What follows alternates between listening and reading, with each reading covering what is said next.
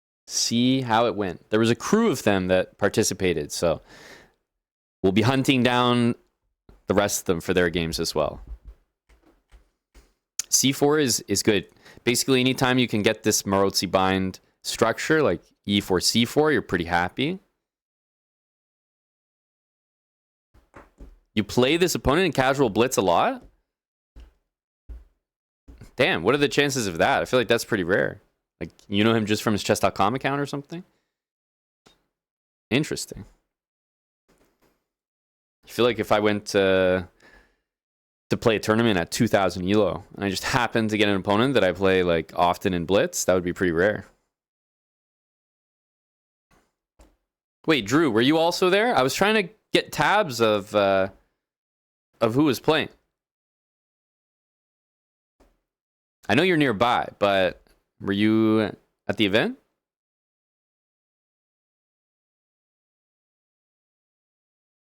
Oh, you played as well. Okay, so there you go. Another big name on the list. So wait, did you see any of the guys there, Drew?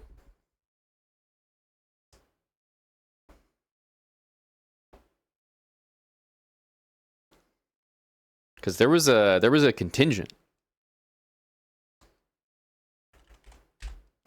Yeah, that's fair. Early knight c3 and just getting cooked by bishop b4. This is relatable.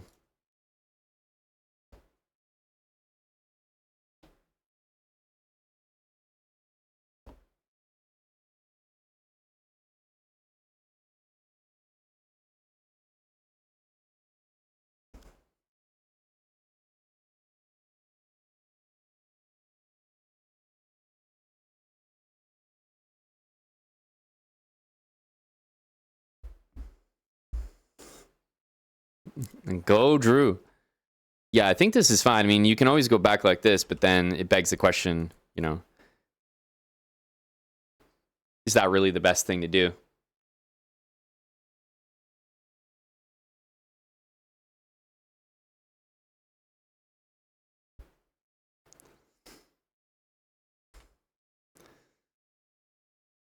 So I like it. C4 makes some sense. Interesting. Every time I make a move here, something skips, but this is fine. We'll leave it like that. Hey, Coney. I wouldn't say you missed much. We just started the stream here. A3. Okay, so we were really trying to avoid this. I respect it. A3 is a good move, though, I think. My only logic against A3 is, could we castle? Maybe you didn't want to play a line like this, but there's nothing wrong with A3. But I wonder, the main problem with knight C3 is usually bishop B4 pinning it. But I wonder if it's not pinned, is it really a problem? I guess we could play A3 later. The only reason that maybe you'd be bothered by this is bishop B7, knight C3, and then bishop B4. Like something like this anyway, where you're getting attacked here. And if you have some previous trauma of doubled pawns, then I can definitely understand not wanting to play that, but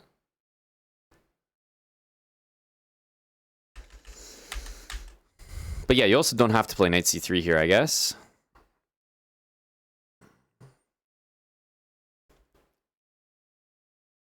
Yeah, rook c1 is available, but it would drop the pawn, Tommy. Otherwise, I like it. h5. Yes. Anthony hitting us with the blitz sauce. f3, bishop d6. Ferda. This is what it's all about. Or h3, a la salty clown, knight g4. It must lead to mate.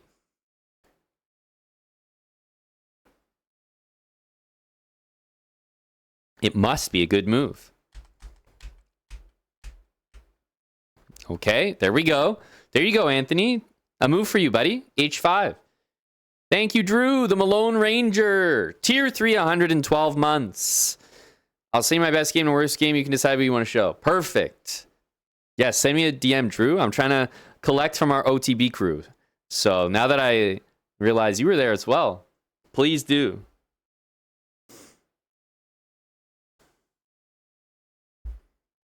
Okay, so the dangerous h5. How do we react? h3. Be honest here. Did you expect knight g4? We see d6, which is honestly a little bit strange. I'm wondering why knight c6 wasn't played. It's a bit more consistent, but it seems that this h5 thing was a bit fake. Like, it's just one move, you played this, and then he gave up. Because I thought he would maybe keep fighting for this knight g4 idea. Because if he was playing d6, maybe just do it right away. No need for h5. I'm not sure. Basically, I think h5, h3 favors white if you're not going to continue the attack. Right? Because let's say h5 happens, and then d6. And let's say your plan is like just more like this, and you're kind of chilling. You can't really castle this way, or you never want to. And now I don't really like castling that way. So I feel like h5, I don't know, I'm not really sold on what the next moves are. And you don't really have an attack with the pawn on d6, because the queen's just blocked now.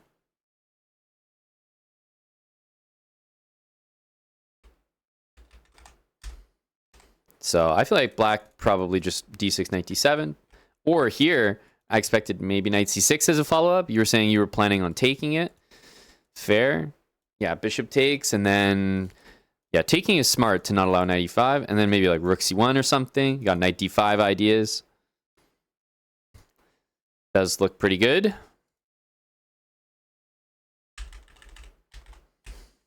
d6, queen e2, knight d7, b4. Not sure how I feel about an early b4. I feel like I'm not too happy with it. It stops knight c5, but I don't know. Is knight c5 the is that the end of the road? I guess it's annoying to defend this. One move that I kind of like is bishop to g5, just because it feels like it can't be kicked away. I definitely understand b4. But it feels to me like after that, maybe we can just move our bishop back. So I'm not sure what I would do here. Rook c1, bishop back, bishop g5. I mean, it all looks fine. What's that, man? How's it going? It's going good. You came in with what, little patisserie? Got some banh mi.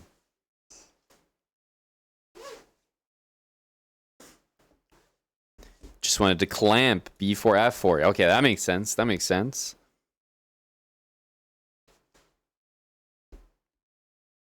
Thanks, Mason Lee. 35 months. Welcome back, Mr. Burton. Not an Al Burton, just a Burton. Thanks, dude. Hello there, Forky Chess. I will be glad to hear that you forced Losmus to talk to you. That's actually a big update, Tim. Thanks for that. Probably contributed to his performance, no? I feel like everyone played a role here. Rook c8, rook c1. No, but rook c1 makes sense, Losmus. I understand what you mean. Like, weird that you didn't play it because it was your plan, but I mean, when there's so much pressure on a loose knight on c3, I can only understand, I feel like I can only understand rook c1. Okay, so queen b8 was played. If knight here, how would you have responded? Hello, motorboater.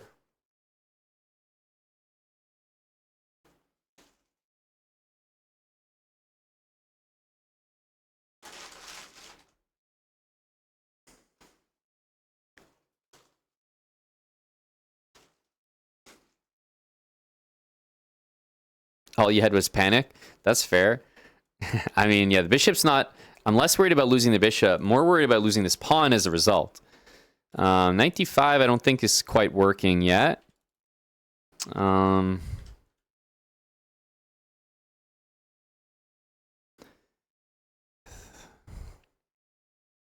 This is kind of what I meant when I said I didn't really care for the move b4. Just, I don't know, it felt a little bit early. So maybe if you're going to go the route with b4, you have to go all out with this move as well. That's possible. This is just a mistake.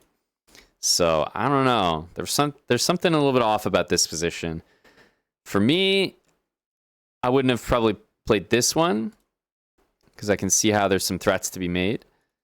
Yeah, at this point, it feels like we have to move this knight. Maybe like knight a4 is probably the only move that I can realistically see here, but I'm just hopeful that stuff is working there because, I mean, this is with tempo, and I don't really see it. You know, it's just like hoping I can get something here. Black's not castled, but at this point we're in hope chess mode. So yeah, I don't really have, because we can't really move this, can't really move this. Knight takes and queen takes c4 is a pretty serious threat.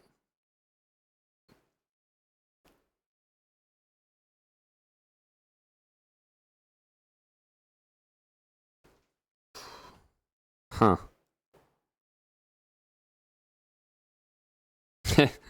Yeah, I don't think I have a fantastic suggestion here.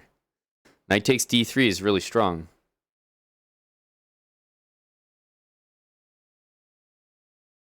Yep, 95 is annoying. No way around it. I don't really see a good way to not lose stuff here. So it goes to say that you probably should have not played this and then just prepared to handle these moves better. Or, yes, play this, but then also, yes, play this. Because after this, let's say 95 would have happened right away. It's also pretty tough to handle, right? Because you're dealing with rook c8 and takes. So this is what I mean by it feels like it's a little bit tough to deal with. Because had the guy played knight e5 after b4, aren't you also a little bit faced with the same problem? I know it's one move slower, so you're not dealing with it yet, but realistically, what do you do about rook c8? Because we know that rook c1 is no good. I don't know. How else do you deal with it? Like, kind of have to play like knight b3 and like knight d2, like some weird stuff like this, but obviously this is bad. So it feels like knight e5 immediately might have been a problem. So all goes back to lost moves. I've never been a fan of b4, and I think knight e5 kind of exposes it a little bit. It's nice to be able to play b3 worst case just to solidify that. And yeah, maybe you should have prioritized f4. I don't know. It's hard to say. Both of these moves are kind of strong, so can't say that the setup here is perfect. It's possible that just queen e2 is the move that's actually no good, because queen e2 doesn't really help out. So I would say, if we're being honest here, if you want to play this position properly, you have to realize that the queen does, first of all, definitely does not need to deploy and shouldn't be deployed to e2, let alone be deployed that early. And most likely these moves are important so that you can maybe bring this bishop back. Maybe you have b3 to solidify. And maybe just directly start pushing these pawns here and then not even worry about queen e2. Because yeah, if you start playing like f4 straight away, then maybe that could be an option. Very direct approach. So yeah, interesting. Now I feel like you definitely know how to handle it better next time. Yeah, queen e2 doesn't really help, and then this b4 I don't like. Rook c1 slow. In the end, you got what you wanted, but things could have been bad there. Bishop d2.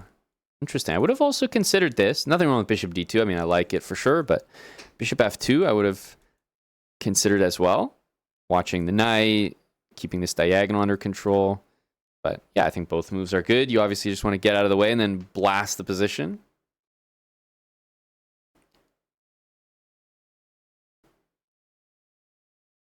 Got it, Tim. g6.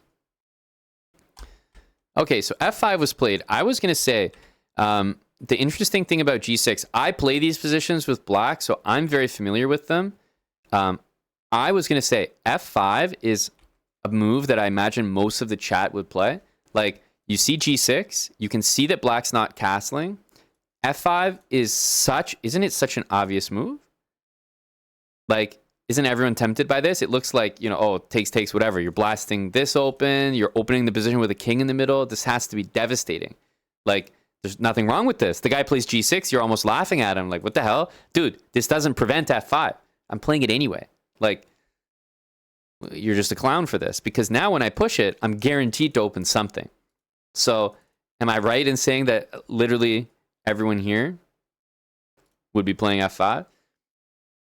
Now, the issue that I have with f5 is the pawn takes,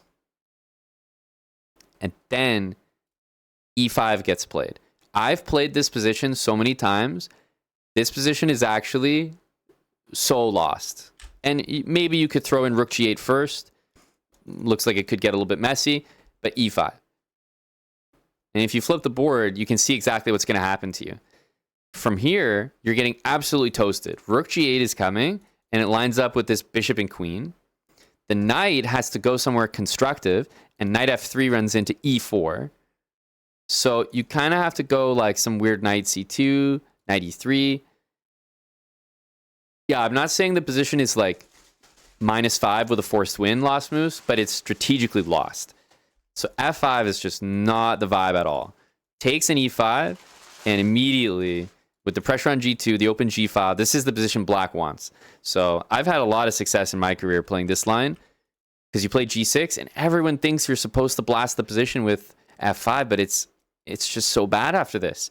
You feel like you're the one opening it up, but man, can it ever backfire. So I enjoy playing these positions with black. It looks like, unfortunately, our guy, the protagonist here, fell into the honey trap of f5. But if we look at how it played out, black plays bishop takes g2, which is so wildly unnecessary. The guy needed to play one of these two moves. I think those are nice and simple. Clear advantage. And then bishop g2. I mean, it's given a double question mark. I think we know why, and it's not going to be this.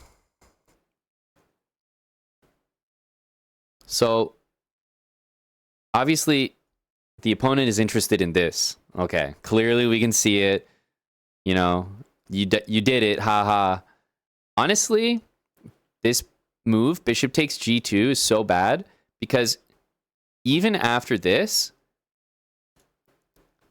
I have a variation for you that you might enjoy. Queen takes g8. Pawn takes e6. Of course, none of this is absolutely forced. Pawn takes. Bishop g6 check. King d8. Knight takes e6 checkmate. So it just goes to show how bad things could be even after winning the queen. Now, of course, it's not all forced, but dude, this idea, this concept with rook g8 barely even works if you win the queen. So I'm sure there's going to be some other problems with it as well. But this would be quite a nasty checkmate. You don't even need the rook at this point. Just the knight and the bishop. Dipsy doodling. And checkmating the king on d8. Pretty nasty. With a queen on the board. So what gets played after this? Pawn takes e6. Probably the best move. I mean, I'll lose the exchange here in order to absolutely tear apart the position.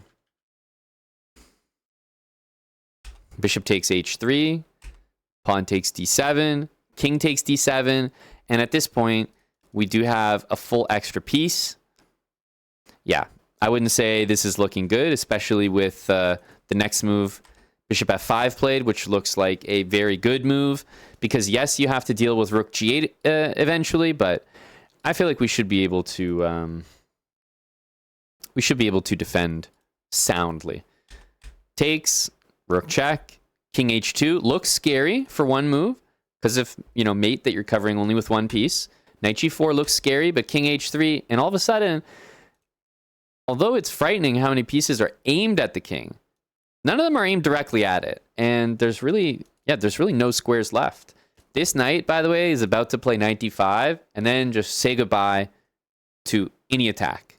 Like, literally, knight d5 is about to end all hopes of anything happening. That is such a nasty move. Bishop f6, knight d5. GG. Wrap it up. There's absolutely nothing happening now.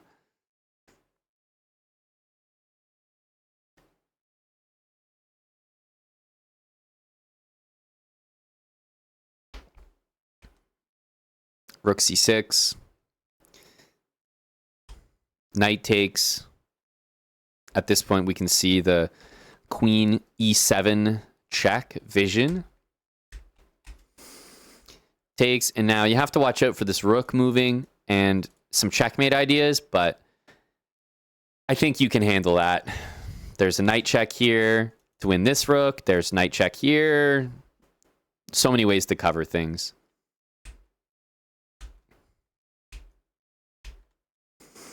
I like this a lot. After rook c7, there's really a lot of moves to choose from, but I think this continuation makes me the happiest. Taking like this and then playing queen f3 is just classy. Just classy. You know the guy cannot trade queens with you. You're up 2 pieces. So queen f3, you put him in an impossible position. Oh, bishop f4. Now it's just completely over. Bishop e5 played. You could do quite literally anything at this point. b5 looks tempting for sure. Black's trying to maybe think about getting the queen over here. b5 definitely looks tempting. Try to win this or maybe get a queen exchange. But at this point, up 2 pieces, I would say you pretty much can't criticize. However, he decides to finish the game here, as long as he does. There you go. Sacks a piece in order to win more material. Even if he didn't win material but traded the queens, that would have been worth it. And at this point, it's just cleanup. I know this doesn't even need a mention, especially for some other people in chat who would just glaze over this move, but I will mention it. King g4, check mark. You just never know what type of weird position you could get into here because you have the rook covering, the bishop is sort of eyeballing that square, and you just never know what type of freaky-deaky stalemate you could end up in. So I respect the decision to go king g4 and allow black to have a pawn that they can move at all times, which means you are at 0 risk of stalemate, and next move is going to be checkmate in 1. So I like that. Rook d6 and mate on c8.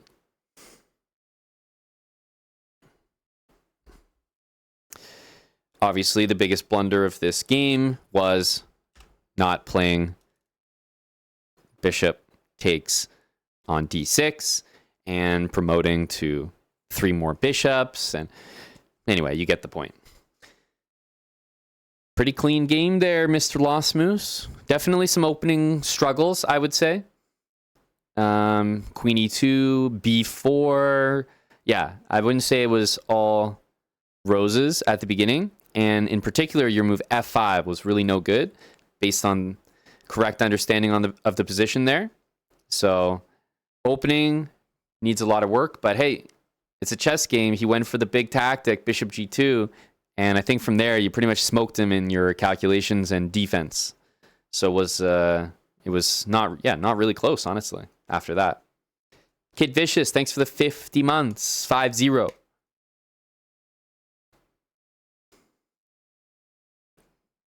Thanks, buddy. Annabeth, thanks for the 4 months. And welcome back. Thank you kindly. Prime sub for 3 months from Real Booty Snorkeler. Yeah, you like that name? Real Booty Snorkeler? Not ambiguous at all. No, he's a guy that knows what he wants. Really? He's headed straight in that direction. Real Booty Snorkeler. Thank you for the 3 months with Prime.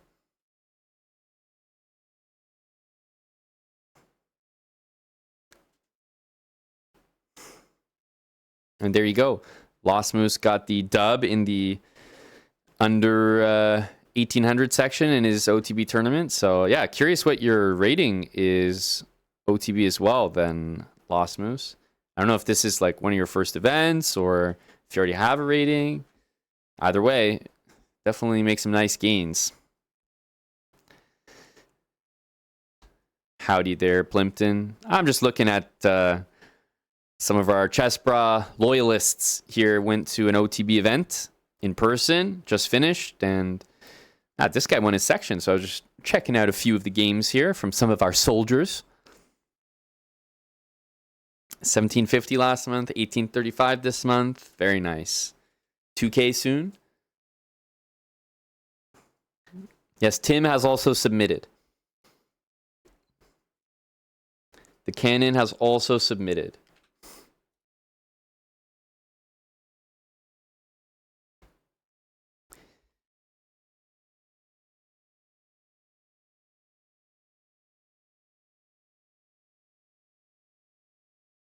Oh, I thought you maybe deleted it and resent. Because I know you said skip the first one, but I only saw one link. Is Tim withholding paperwork? 2K is 2025 goal. I like it. Lost Moose. I like it. Very attainable. But also still with some work. It's not like you're going to show up to every tournament and 4.5 out of 5 it. I mean, I wish the best for you, but not necessarily realistic. So it's a nice goal.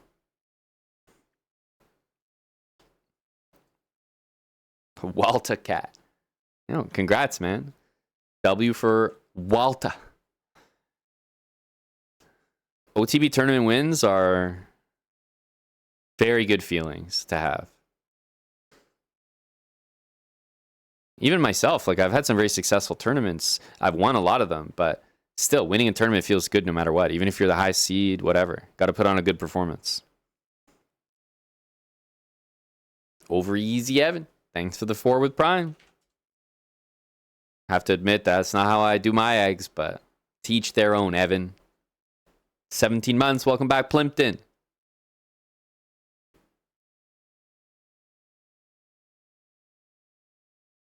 Thanks, buddy. Had to get the sub in after you saw the great performance from Lost Moose. Tim TV is going global, right? It started out, Tim TV was just online chess, right? People tuned in from far and wide to watch Tim play. But now, with all the money that we've received from the ratings and the big sponsors involved, we've been able to bring Tim TV IRL.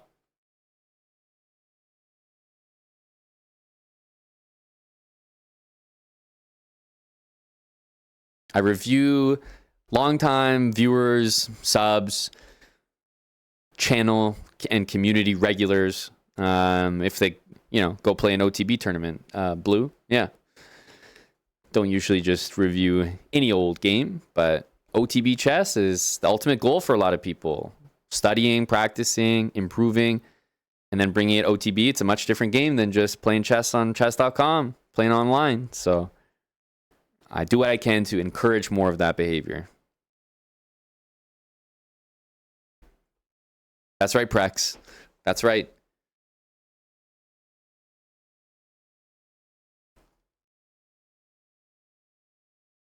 Tim TV is really live now. Hello, Choose Chu.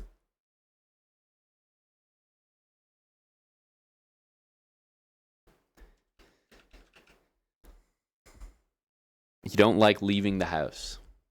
I have no solution for you. On that one, there's no OTB chess in your future, unfortunately. Does pub chess count? It definitely, it counts more than it doesn't count. But no, you're not in the same category as the people competing for FIDE ratings, USCF ratings, real rated tournaments. You're not quite there. But you're above, for example, guys like Ahoot who don't like leaving the house. So, take from that what you will.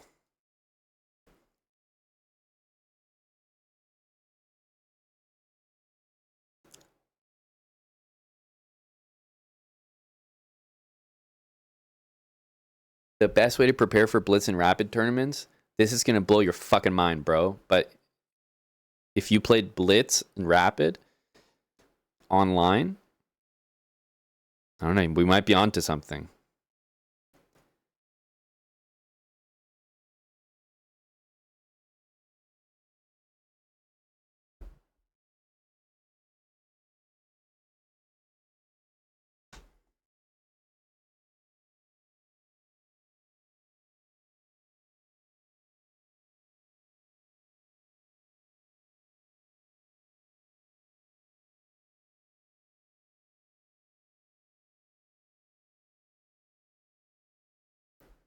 Could I review a game you had during that OTB tournament? You've been a viewer for a while. Respectfully, Walta, there's there's a little bit of a difference between your account and Lost Moose's account. A slight difference, my friend. If I was reviewing everyone's games who were following the channel for a couple weeks, you got 15 comments in here, and you've been following since August 2024. While I'm grateful for every interaction, you know, it's not the same as someone who's been here since 2020. But I'm definitely happy to hear about more OTB enjoyers. So, all right, if you're playing a tournament all the time here, Walter, collecting dubs, believe me, eventually I'll be happy to review a game.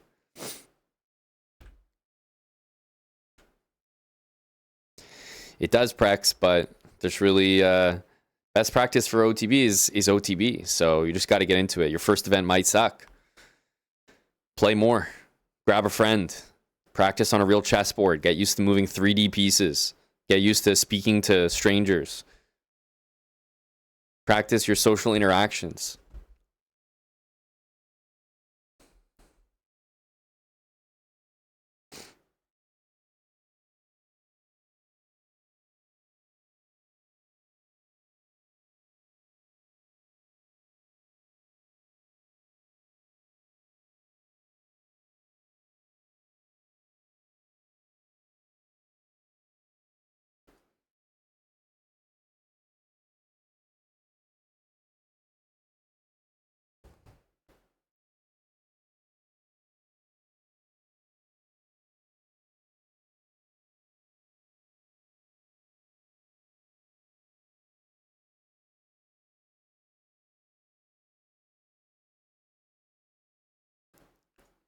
Sent Tim? Okay, let me have a look.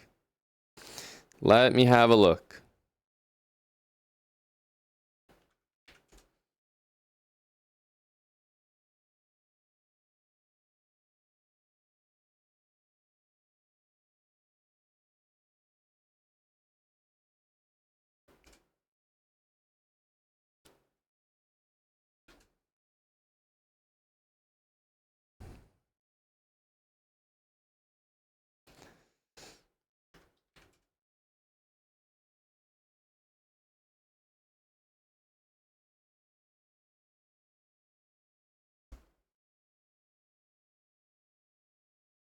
Okay. Does that work for you, Tim? I'm not seeing this link work for me. Yeah, it just says like no access. No access to library collection. Maybe you gotta make it public or like share it with a specific user or something.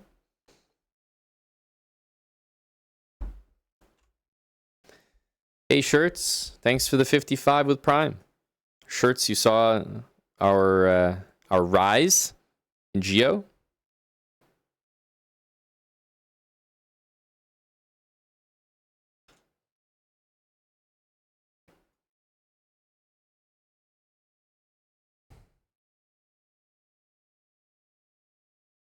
We finally made it.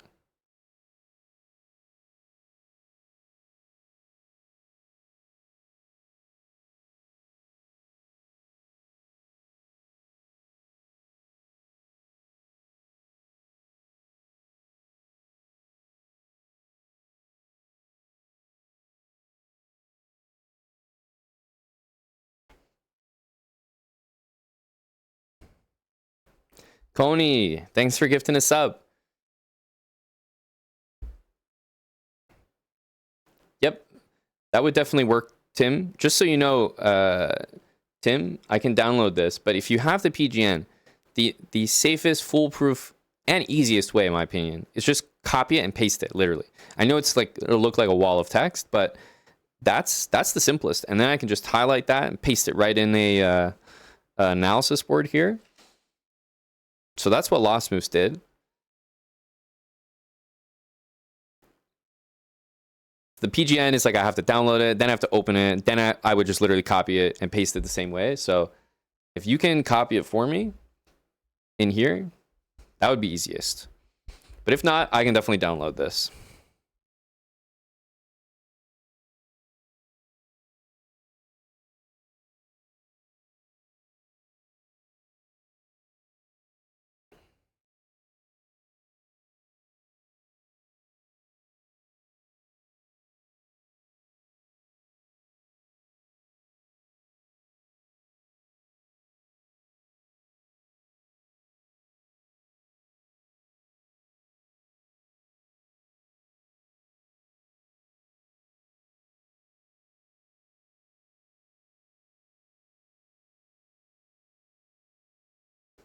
Okay, yep.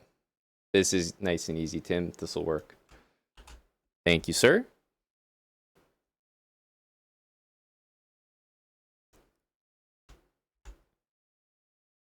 All right, are we white, black in this one?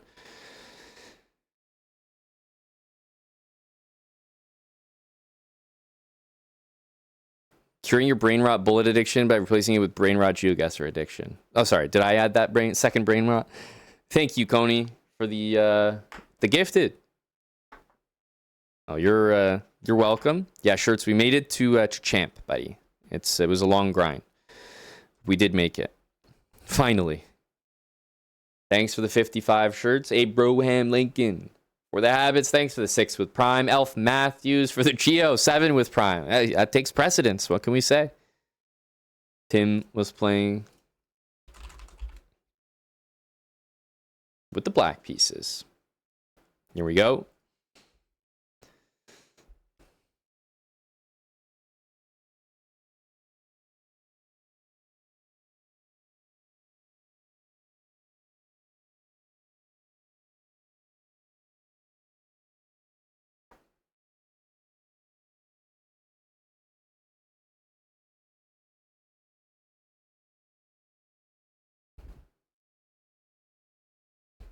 I just play the day list. If you don't know, Spotify has that AI playlist based on your listens. So that's what I do.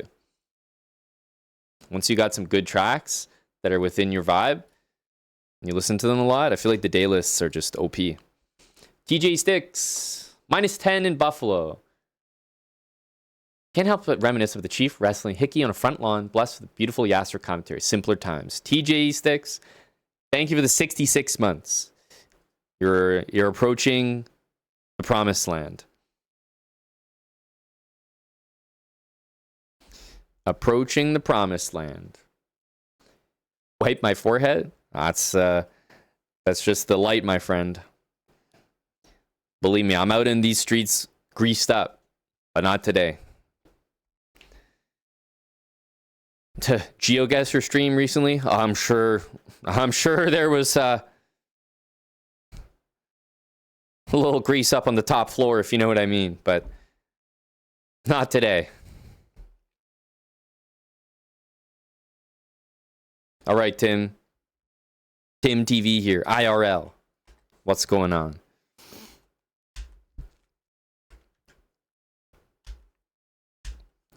We're playing with the black pieces here.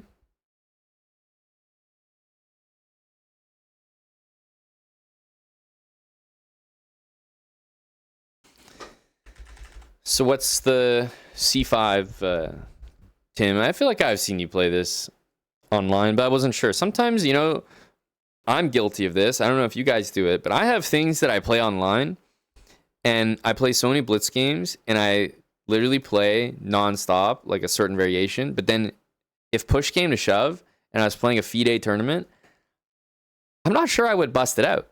Like, I have some things that I play online, and I'm like, this is an online-only expedition. Like, I'd be a little embarrassed to bring this one out against someone who really had time to think about it, etc. So I wasn't sure if C5 here was one of those things that you mainly played online, or if you feel like this was the time to bust it out. Because sometimes if you don't have anything else, you just play what you play online, even if it's maybe questionable or you don't necessarily know it that well for a tournament setting.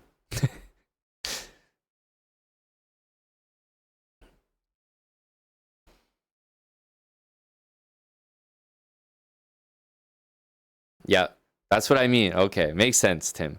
because I was going to say, there are definitely, I would say, probably much better moves than c5 available for you, or at least more normal moves. But if you play online a ton, you're not going to feel comfortable playing something that's outside of the scope. So most likely you're going to default to something you play all the time, regardless of how sound it is. So maybe that's what we're doing here. Although, believe me, there's nothing seriously wrong with c5 at all. There's just better or more standard.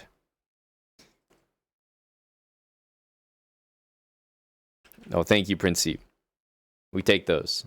We take those. It is Sigma, yeah. Same style.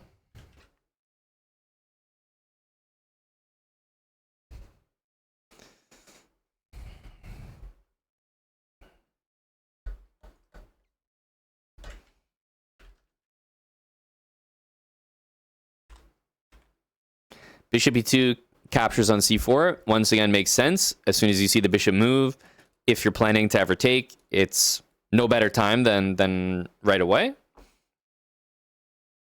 And it does appear as though we're trending towards an isolated pawn position, right? Like, you can see how bishop takes, pawn takes here will eventually get us there.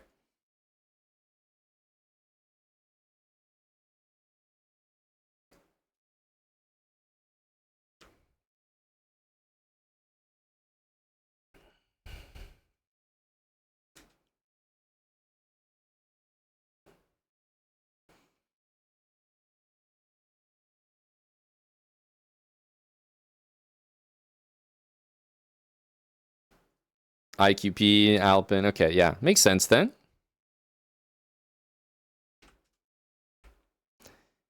Okay, takes knight d5.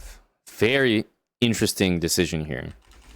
Knight d5 is most likely going to... Knight d5. Yeah, I feel like knight d5 is going to need an explanation here. It's very symmetrical. I mean, it's quite literally exactly symmetrical minus this bishop, right? This bishop out is the only difference. Pretty significant difference when you ask yourself what's the only thing to tell the positions apart, and it's just a bishop lingering there. Black can't really match that, but okay, it's not really a big deal. I would have just expected, I don't know, one of these two moves here. It's hard for white not to emerge slightly better in all these lines, because anytime you have a symmetrical position, I mean, white's just going to stand slightly better. That's how chess works. They're just going to have the ability to move first. So if it's any type of symmetry, white's always going to be a bit favored.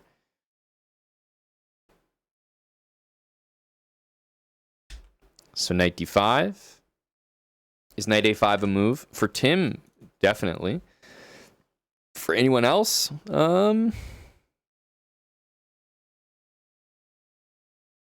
probably still yes. Although, I'm not sure it would be the first thing that comes to mind, especially because white can just match it.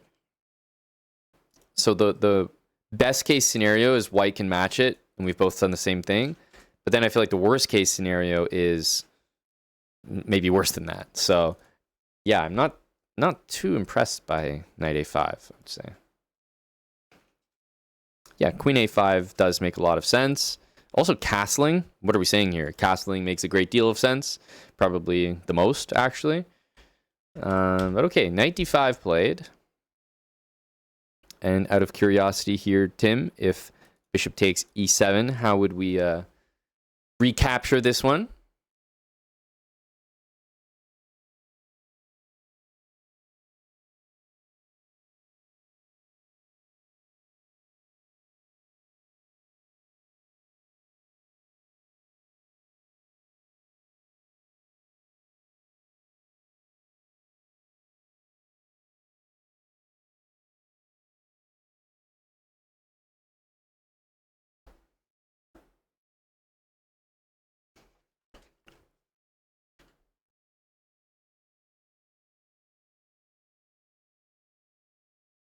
Knight c. Right. And obviously you were content with this, like with this type of position. Bishop takes. I don't know what you might be planning here, but if you take the knight, you would have to contend with this. I don't know. You are down a pawn. King's displaced. They don't look particularly impressive, so I do think it could work, but white has to be a little bit better here, I would guess. I'm really not 100% sure, but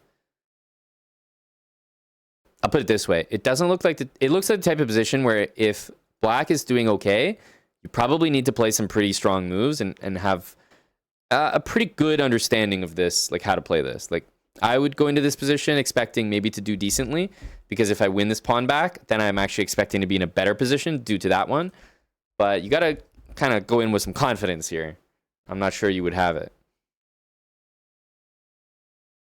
It's not a normal position for someone to deal with, and none of these pieces can really reach that pawn very easily. It'd be different if you had a knight here and you were like 2 moves away from just winning the pawn, but that's not the case. So yeah, I don't know. I'm just saying it looks like there were a few variations here where maybe you're fine, but you definitely would have to contend with a loose pawn. There's also knight e4 comes to mind as well, guarding this pawn and maybe looking at this.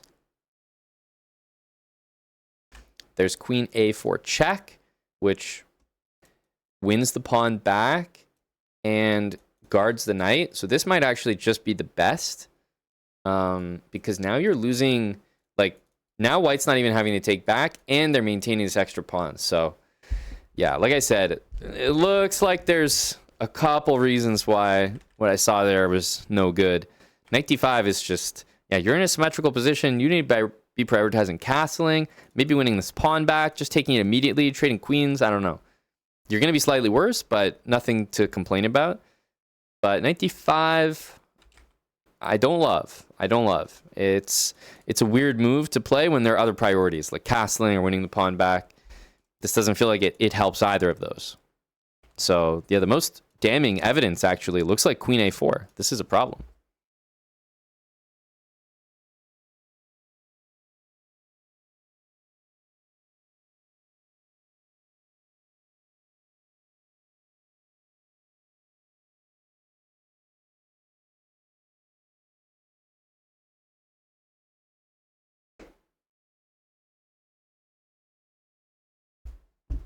You don't think you'd allow the check, so maybe queen takes? Yeah? Okay, well, then you're just allowing yourself to lose a pawn and then maybe lose another pawn. Who knows?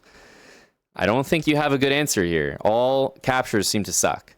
This just loses a pawn straight up.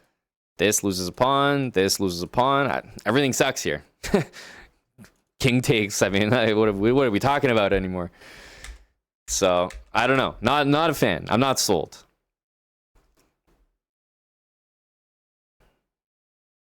I'm definitely not sold. Yeah, you can go bishop e6, lost moves, but your best case scenario is being even, and there's still a whole, I could play queen g5 there, I don't know, queen e4. There's still a whole position to play where you have to hang on to this pawn so you're not losing. So, who knows? Maybe it's the smartest option, but not something I would recommend.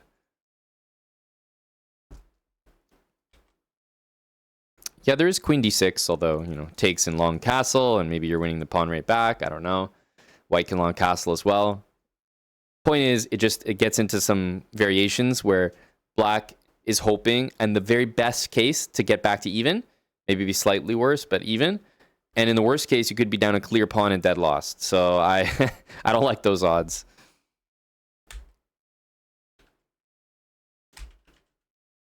So he takes and then takes. You see how this move order is much worse? Now there's no queen a4, and Tim's position makes much more sense. So white here is just completely illogical. Made these 3 moves in probably the worst possible order. Those were all good moves, but completely different order. The way that it happened is unfortunately just, now it looks like the pawn is almost going to be lost. Like move the bishop and get the rook over. Okay, bishop f5, rook over. Fair. Okay, nice and simple, honestly. Yeah, from here you just look at this pawn and you gotta find a way to win it. After bishop here as white, I would be playing this move, because if the pawn takes, then we can either support it with the pawn again, or we have rook c1. So I don't know how white is not playing b4 or b3 even to loosen up this pawn. Yeah, big missed opportunity there.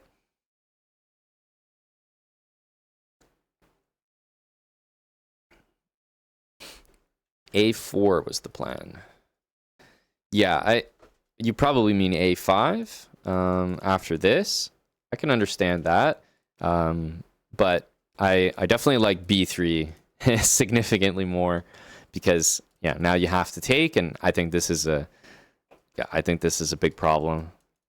I think black is probably just worse here. So yeah, agree about a5, but if white's smart, they'll probably not play b4, but rather just b3, and then your hand is being forced here with b3. Because white's got this great knight square, everything's getting defended, open a-file, pawns are supporting. Do not like it. Bias neutrality, thanks for the 25 with Prime. Theo, appreciate the bits. Go Habits. We are keeping count, top right of the screen. Raising subs for Habits, to bring back Habits again.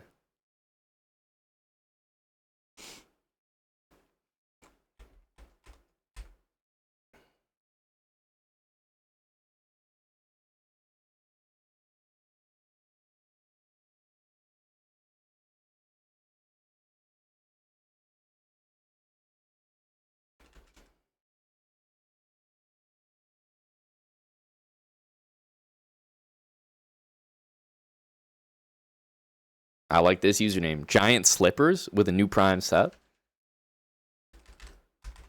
Okay, Tim, so very nice. You just, you sort of had a plan, you executed it.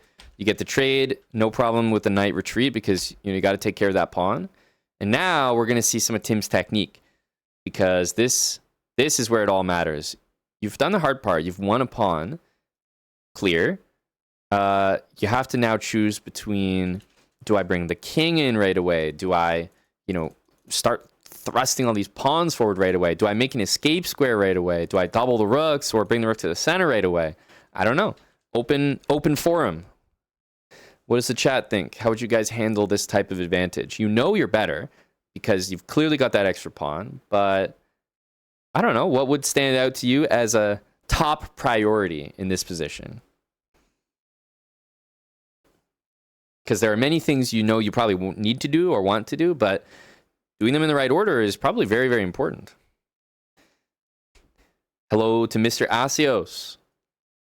Just looking at some OTB games that prominent community members have played recently. Supporting the OTB grind. Asios, growing the game over here. How are you, buddy?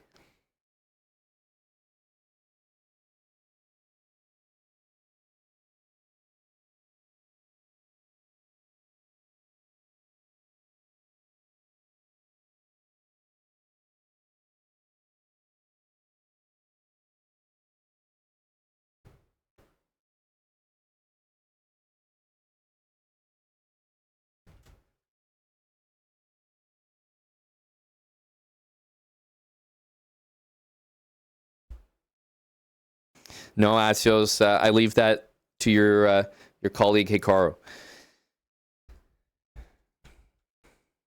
JKA, I like the direction here. Really trying to bring the king in. I'm seeing some b5 here.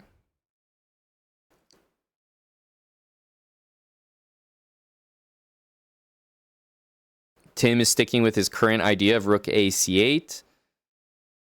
I'm seeing some rook d8.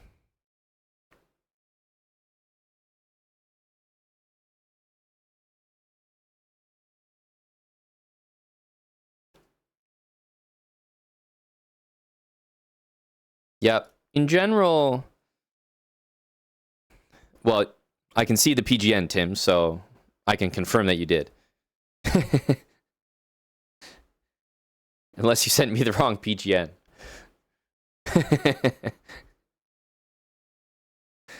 Yeah, I was going to say JKA's idea here is very much my thought.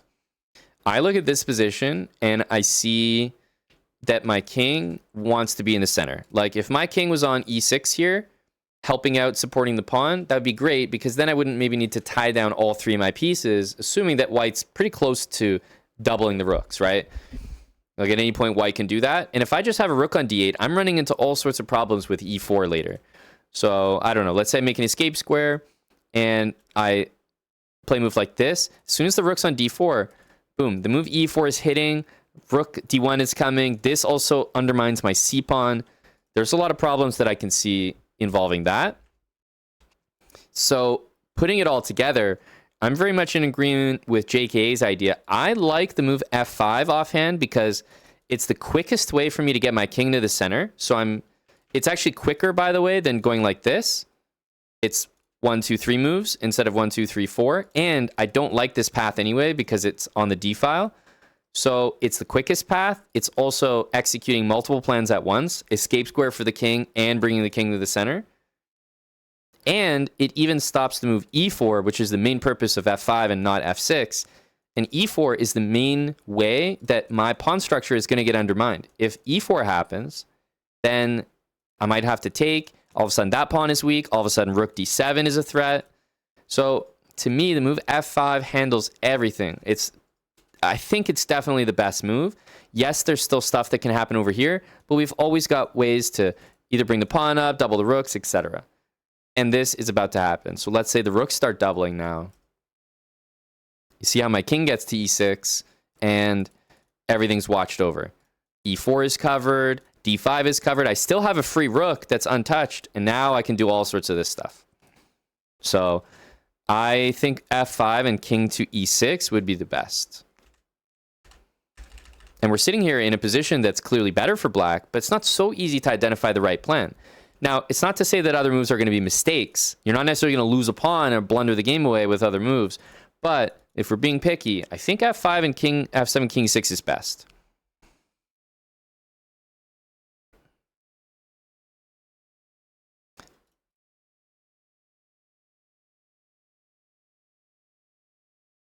Yeah, it's possible debugger. It's a move. I wouldn't say this is something to be scared about. At this point, I have 3 connected pass pawns. Yeah, that's probably a good enough answer to that question. Okay, rook c8 was played. Not a bad move. Like, can't sit here and criticize rook c8 too much.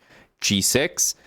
Now, g6 is a good move, but I think with the f-pawn, you're just getting your king to the center and making an escape square. This is a great move.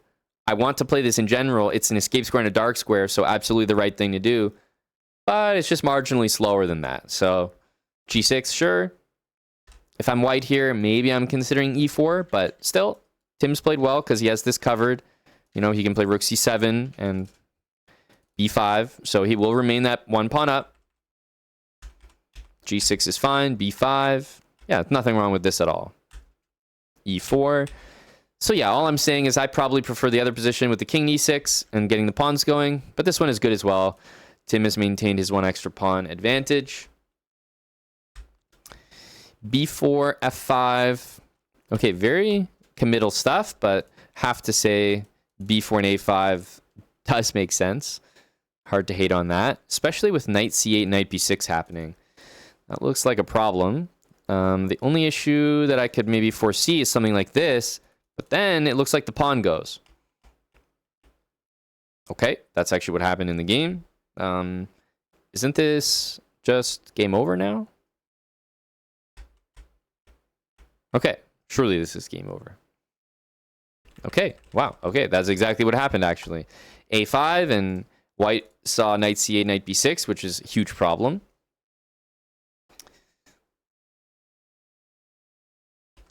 And went for this, but sort of underestimated that there goes the pawn. Okay, rook there, rook f4, yeah.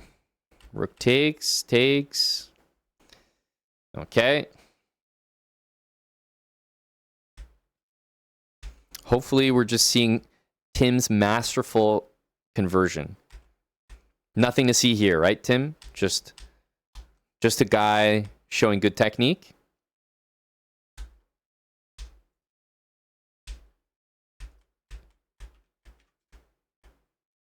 Okay, even though it looks like Tim's going in circles here, it's very much with a purpose. That pawn has got up here.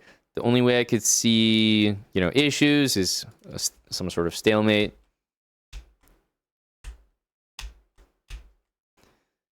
King e7, and interestingly enough, I'm wondering if... So this is the end of the PGN that I have. Did the guy resign here? What happened? Yeah, rook e6 is a blunder.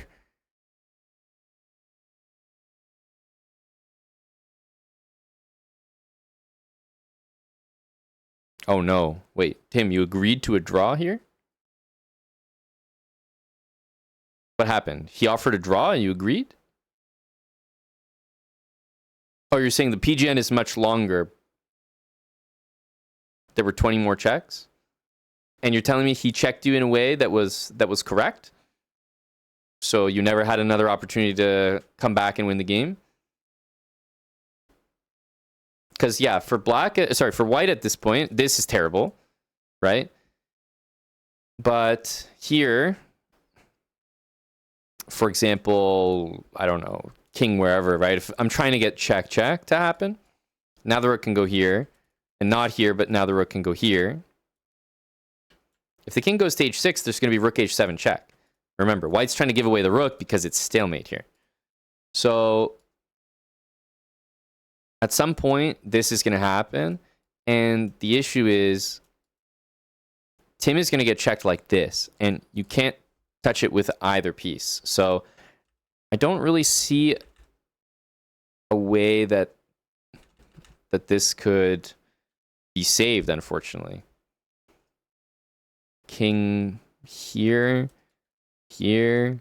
And well, this one loses immediately. Well, not loses, but loses the ability to keep playing immediately. Same with this one, because if you go there, we have that.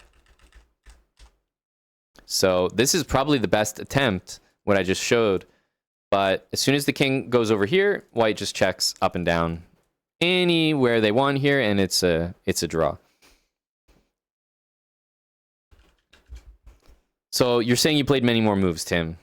You ran your king around, but he just checked you in a way that you had no options to ever bring that rook back. Can I ask how much time we were dealing with here? Because rook e2 is... When you played rook e2 and rook c6 happened, were you at all hypothesizing that there was stalemate possibilities here? Or were you just thinking, oh, I play king e7 and I assume he's going to resign because he's going to check me, I'm going to go here, and GG, well played.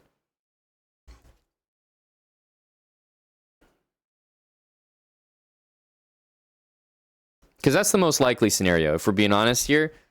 If you've ever been in this situation, and by the way, almost every OTB player, including JK Russia, including myself, has had a game that they have been completely winning in, and they have blundered a stalemate trick. Because it's so easy to just only, like, you got the cone on, you're just only looking forward, and you're like, oh yeah, taking his pieces, crushing him, take this, take that. And then you've taken too many things, and the king's in a stalemate position, and you just haven't realized it. You just haven't realized what you're doing. So it's a terrible OTB experience that happens to everyone at least once. Because here, it's obvious that if he suspected anything about stalemate, he would just bring the rook back. But it just didn't cross his mind. He was just like, oh, guy's blundering a mate threat. Probably thought, oh, the guy's going to play here, and we have knight there. Like, it's just forward we go. GMs made mistakes? No way. No, the Ganja man. I made this mistake when I was Tim's rating. Not as a GM. GMs never make mistakes like that. This is a, yeah. That was a reflective moment.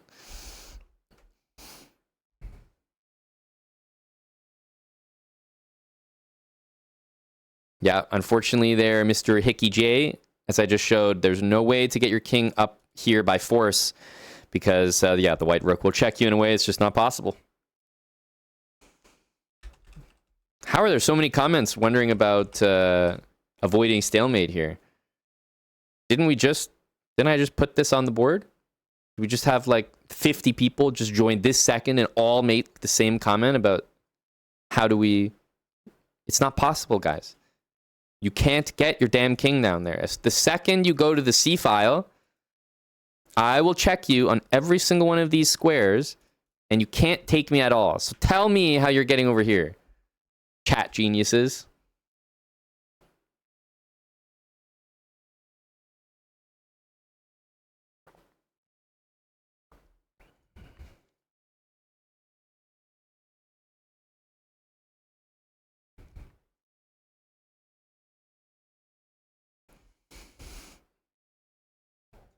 Well, Arpin, it's... You guys have all the info here. I'm telling you that I'm going to close my eyes, and whichever rank your king is on, I will check you on the corresponding rank with my rook. And if you're telling me that you're going to beat me if I do that, I'm waiting for it. You have all the info. How does it happen? Oh, I have one guess. One guess, Basmaniac. Firmino.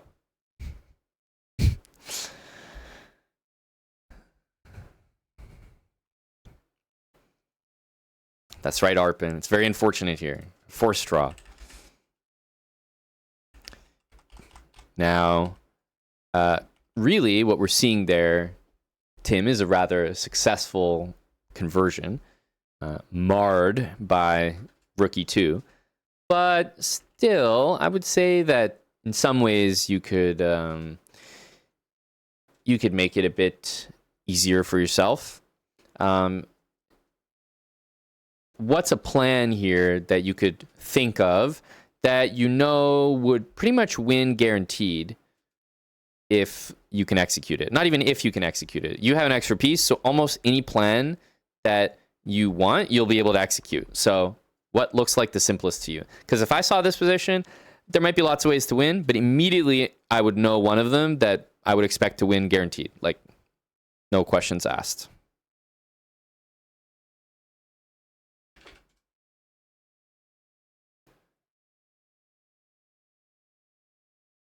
No, your King E5 is a move, Tim. You're thinking of the wrong idea.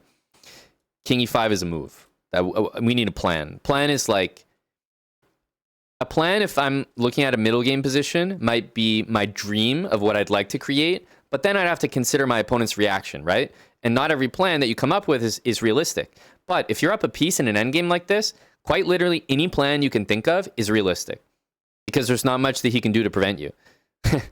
Literally nothing. If I want to get my rook on a certain square on this chessboard, I can get it there. Because there's nothing he can do to stop me. So if you're in a situation like this, all those fantasy plans that you think of in the middle game, you can actually execute any single one you want right now. So now you're thinking, what's the plan that I'd like to do? And it doesn't mean move, it means plan. How would you like to arrange the pieces in a way that would pretty much guarantee a victory?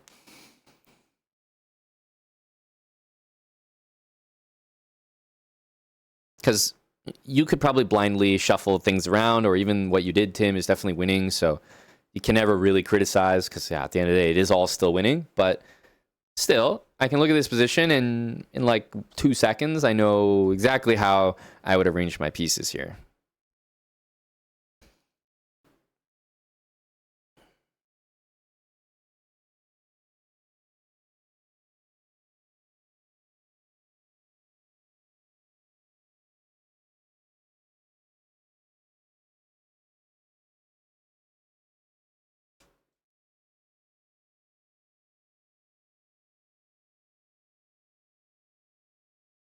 I understand your thought on h5. You want every pawn to be defended, sure.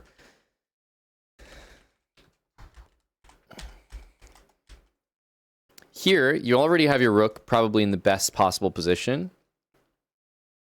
But okay, you bring things around like this. I don't think there's really anything that I would want to do here other than gang up on this pawn as a starting plan. And that's something that I would look to achieve no matter what. And there's so many ways to achieve it. In order to gang up on this square, I would need my rook on the second rank. And let's say in this position that the opponent plays this.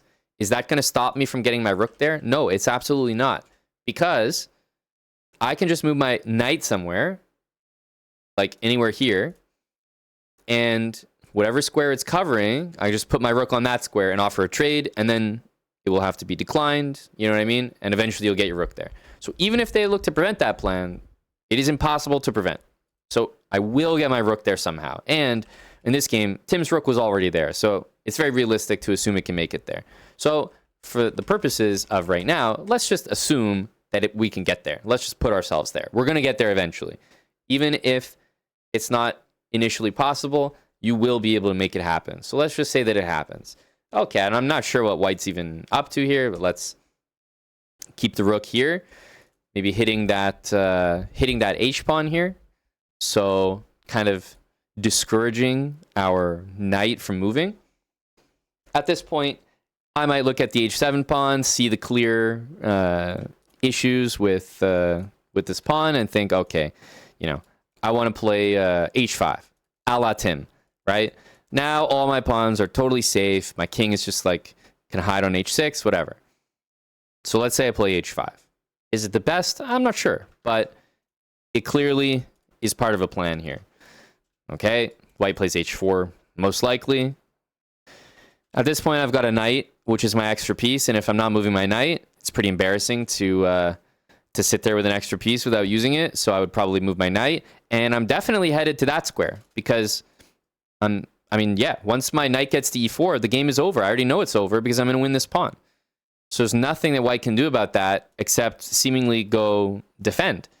Or they could go on the offensive and, like, I don't know, here, just like check me, try to be difficult. But I'm just going to hide my king, right, on h6. Once it's there, there's no more checks. And this is happening. I don't know. That's pretty much it. So, whether the rook goes to f1 or f3, it doesn't really matter. At some point, you probably understand that these are going to be achieved. And once they are achieved, white's going to be tied down defending that, right? Pretty much forced. So, at this point, I would probably take my king, which is my worst piece, and I would probably improve it. Because no matter what happens next, I think I want my king to be a little bit better. So I'd probably play king here. White is stuck. Like at this point, white has to play king down or rook up pretty much over and over and over. And there's not that much that can be done. So let's say something like this. And at this point, if we know a thing or two about endgames, I would play rook takes on f2. That's the simplest. Pawn endgames where you're up a pawn are just, for the most part, winning 99% of the time. It's just much easier. Play move like f4. You could also go king e4. It doesn't really matter. And this just looks nice and simple. Takes, you're going to lose this pawn. If you don't take, doesn't matter. You're also going to lose this pawn. And this is a nice and easy win. So yeah, I'm taking and I'm going here, or I'm recapturing and I'm going there. It doesn't really matter. But power of knowing the most basic of pawn endgames and the most basic idea of, you know, outflanking or opposition makes your life a lot easier. I could sit here and really work to make sure to win this one properly. Like maybe in this position, if I'm playing here, probably the move I'm doing is this. If I'm being honest, this is the move I would do if I had this in a game. But I would also certainly be considering this simple plan. But okay, I would probably see f5 and realize, okay, this is just insanely good. Knight f5, because now it's just over. There's so many weaknesses. Yeah. Let's say white goes here. At this point, this pawn is just a target. And already we got a nice and easy win.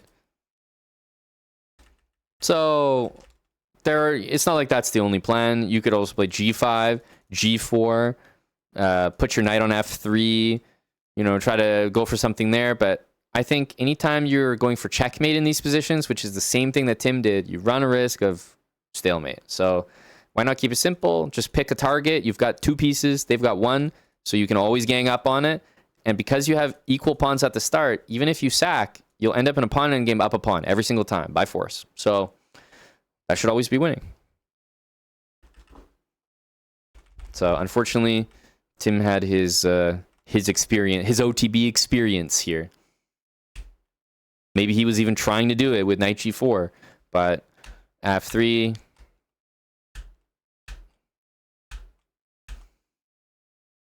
And here, let's say that Tim does not make, I mean, this isn't even considered a mistake, but let's say that Tim does not make his mistake that he ended up making here. Why don't you try the exact same exercise that we tried at the beginning of the endgame? Come up with a plan here, and I mean a plan that will work no matter what on how to win this position for black, because I can already see the arrangement of pieces that I would like here. Sigma squared, thanks for the 5 subs. Appreciate it, Sigma. Are these habit subs, Sigma? We'll have to declare these.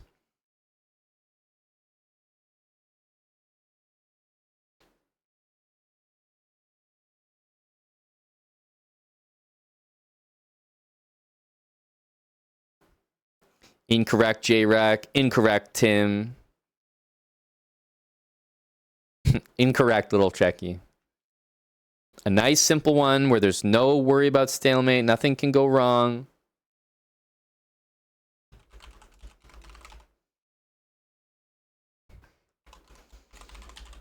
All right, you got it, Sigma. Added.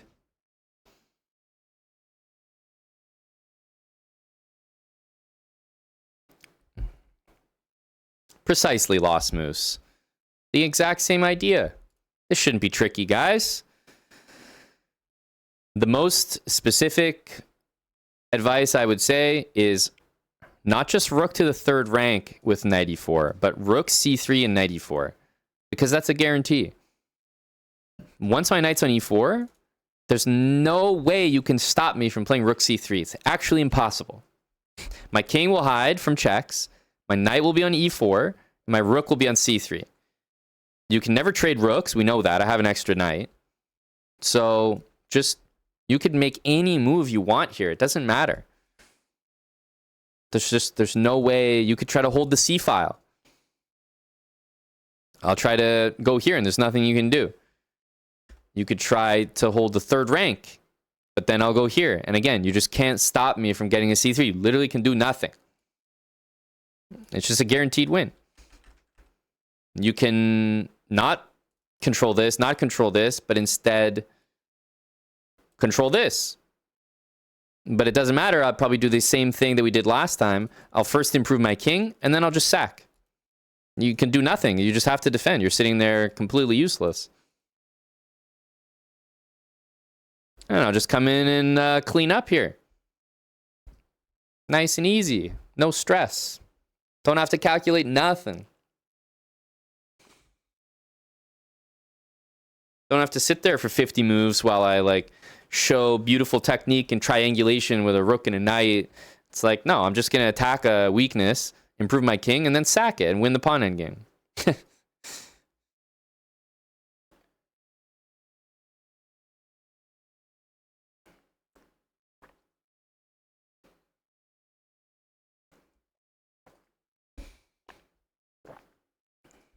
Hey, Latin and Blonde. Thank you, Latinum. Shall I put it on the habits tab there, Latinum Blonde? Thank you for the 5 subs.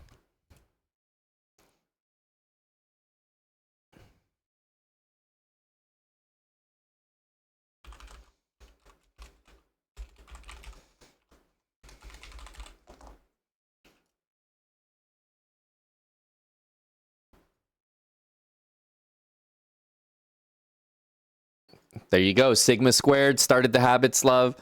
Latinum's backing him up. 375, pushing for 400 and eventually 1,000. Gonna bring this series back. Only for the moment, G Madrid.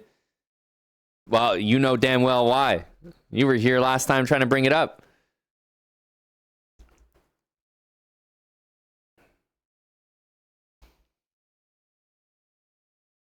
So there you go. That's how I would win that game, Mr. Tim. Well, as usual, little checky. You know how things work here. We can fundraise, but we can also anti-fundraise. It just costs double the amount.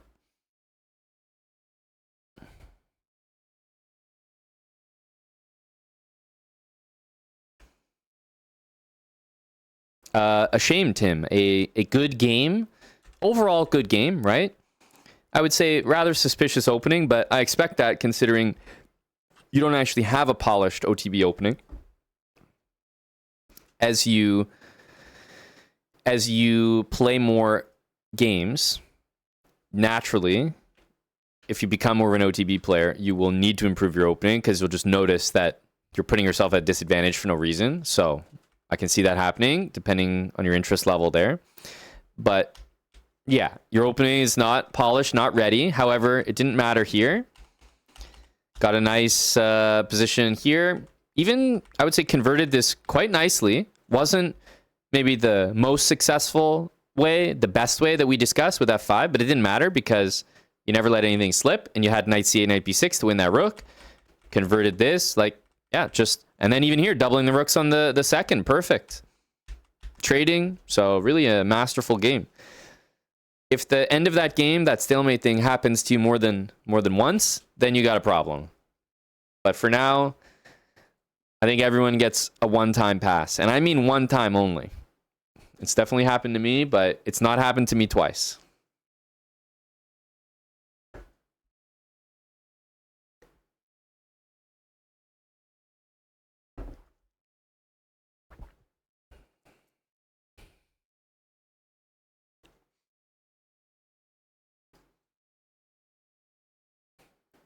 Okay.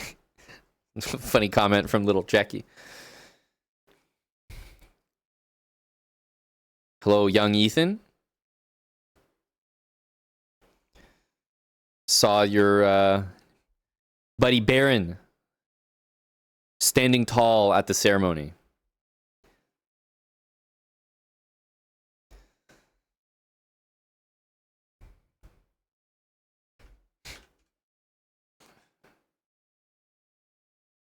Oh, nice. Let me check, Drew.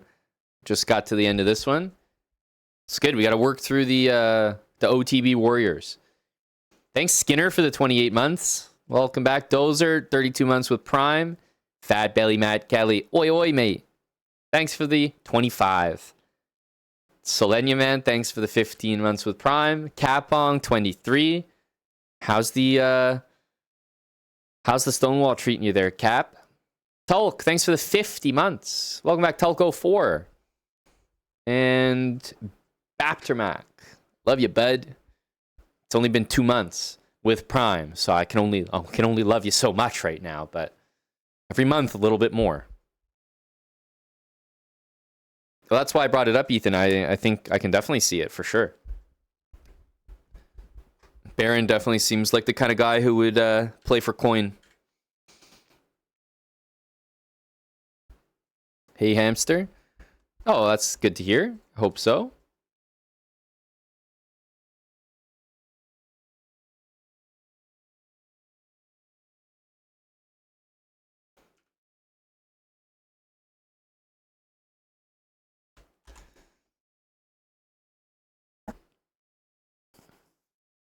Would Baron disguise himself as a 1200? I think so. I think he's capable of that behavior. What do you think?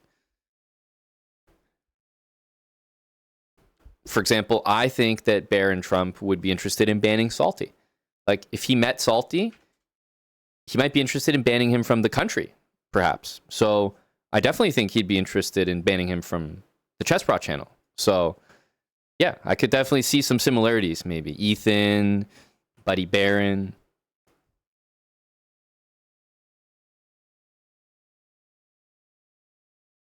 $35 months more than halfway to 69. Got it. Okay, yeah, following, brah. Almost 3 years. Thank you. Not an alt at all.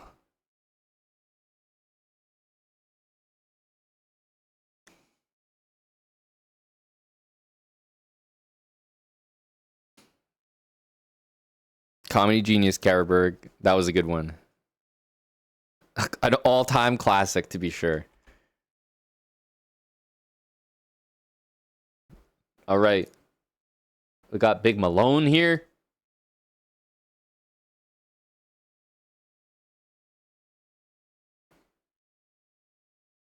These guys all played the same tournament, by the way. So that's very cool. If I was that rating, or even just that interested in chess, and I was playing like an OTB event, and I just had like, I don't know, like a crew of people that I could go with, that I was familiar with, I think that's very cool. Much more fun than just going to like lone warrioring, going to a OTB chess event alone.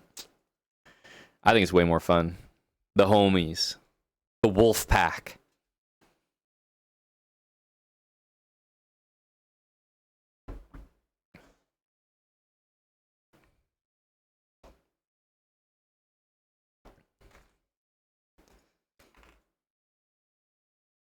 If your friends aren't as good as you, or worse or better, it doesn't matter. Most tournaments are either in open sections, so anyone can play, or they have literally sections. Like the tournament that these guys all went to, they're not all the same rating, not at all. One guy was in the under 1800. I mean, some guys were probably in the lowest section, under 1400, whatever. There's always different sections to play in. So that's what makes it even more accessible, is that you don't have to be the same rating as the guys you're going into a tournament with.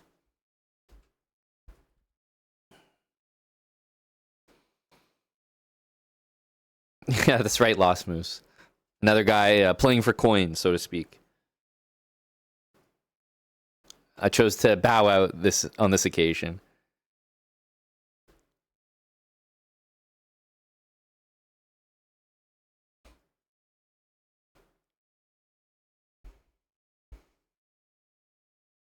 Well, I don't think there's an official one, Freddie, for obvious reasons, within the channel. But there are tournaments that I would say community members, like ChessBrock community members, go to fairly regularly and chat about going to, maybe plan in advance to go to. So while there isn't an official circuit, I would say like for the people that do play OTB regularly, they do try to coordinate with one another, show up to like the same events. As I said, it's more fun to go with people that you're familiar with. Can discuss the games after, just makes the whole trip more enjoyable. Because honestly, there's nothing worse than going to a chess tournament alone, and especially when I'm grinding for GM and stuff. Like, you're doing that all the time. That's not a tournament where, you know, if you're with people, it might not even be the right vibe. It kind of depends. But you're also just playing tournaments where you're like full focus, very sweaty. But I just go to tournaments alone, and there's nothing more depressing than being at a tournament alone and then losing. And then all you're doing is you're sitting there and you're like, why the fuck am I here? Seriously, why am I here? I took time off work for this. I could be doing other things. I could be like being a lazy doom scroller at home. It would be more enjoyable. Why am I at this tournament? Spending money on a hotel, spending money on travel, gas, food, to lose to like a 13-year-old that doesn't have bills. What the fuck am I doing with my life? I've had that moment way too often.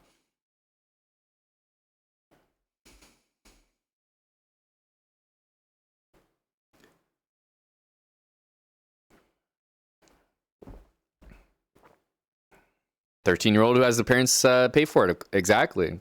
If I'm taking my 13-year-old, for sure, I want them just focus on enjoying the chess. Hell yeah.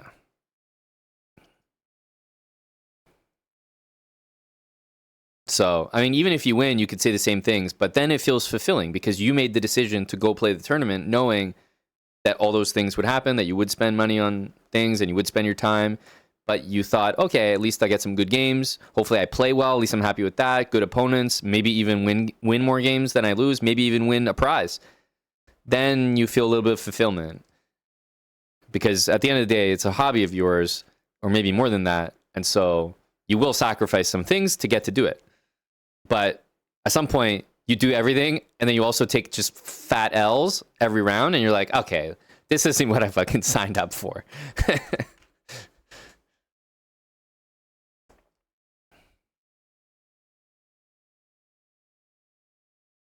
No, I don't think so. PowerNet. I've never heard of anything like that.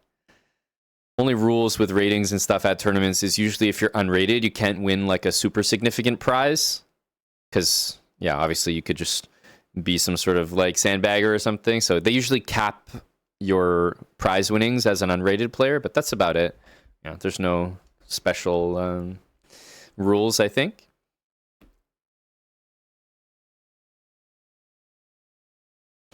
Yeah, I heard of that tournament as well, Freddie. They were having some tournaments that are like just kind of what PowerNet was saying, like specific to a certain age group or something. You know, chess tournament after dark. Got to be a certain age to play. We don't want to deal with those low-rated, talented kids. Get them out of here.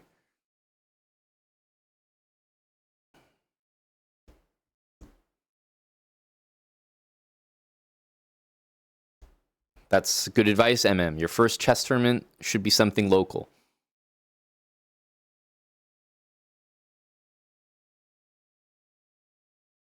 Yeah, I can understand that, Arpin.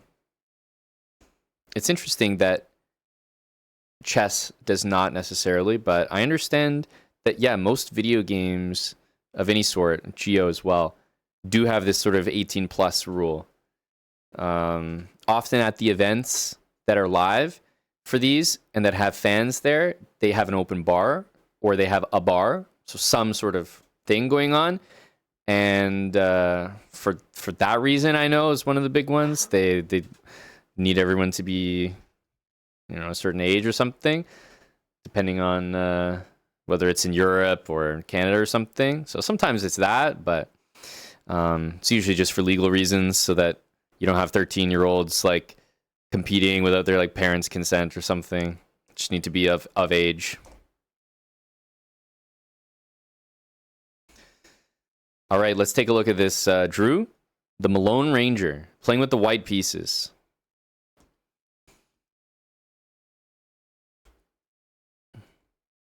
Depends where you're at, chess dude guy, but 18 pretty much in a couple places, and then 19 for everywhere else.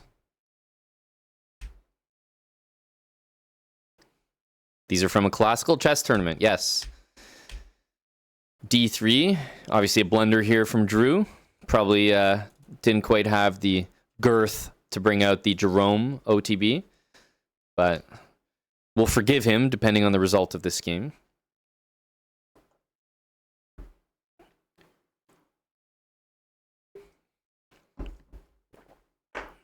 Oh, you thought about it? Okay. That's consideration that not everyone would give, so respect.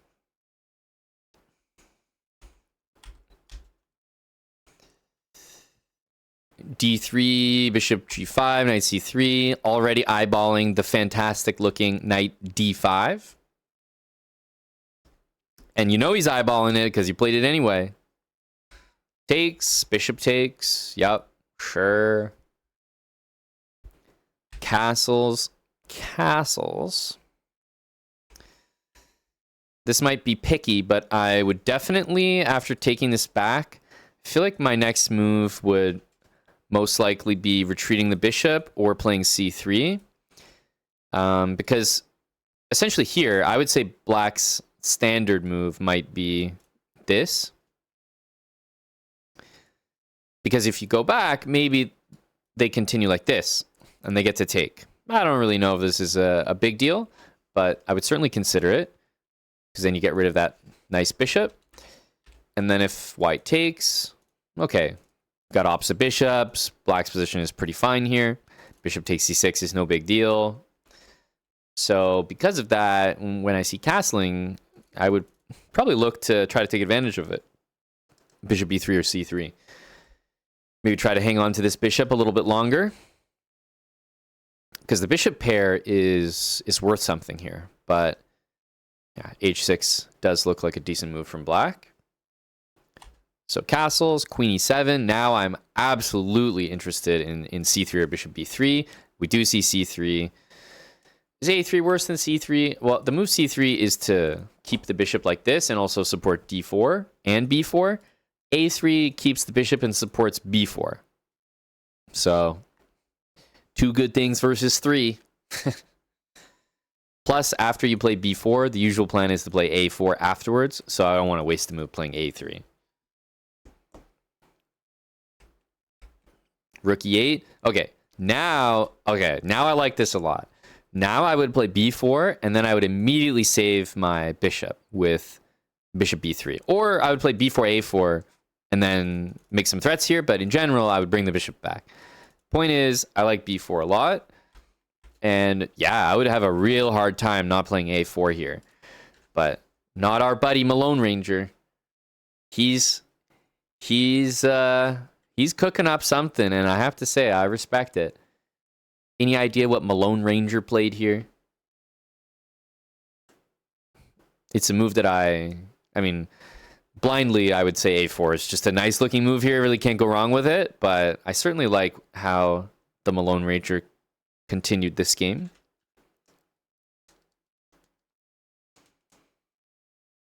Currently have the bishop pair, and we are looking solid. King h1.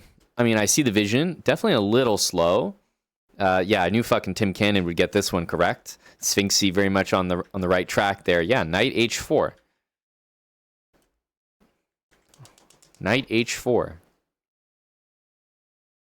I like it. Knight f5 looks very devious. That's a really nasty square to get into. And it's well timed because on h6 we can simply react with knight f5. So let's say black plays h6, which they did not. Knight f5. And if the queen goes here, I mean, I have knight takes h6 to win a pawn. I have bishop takes f6 to be absolutely dominating. It's like queen h5, end of the game. So knight f5 looks really good. Now, of course, after knight f5, you can still go here. You're not completely dead. But even after queen d8, I would be really considering sacking on h6. If you're not interested in the sack, don't worry. Bishop h4 is a fantastic move. Very, very strong. Right? You're just completely dead here. But I would certainly give consideration to this. In my opinion, bishop h4 is safer, and it looks like black's in trouble, but I would consider sacking here. So knight h4, really nice move. Black actually plays a6 here, so I'm concerned. This looks like a complete stomp here. Hey, buddy, ABD. Yeah, knight h4 from Tim. That's correct. Even a blind squirrel finds a nut.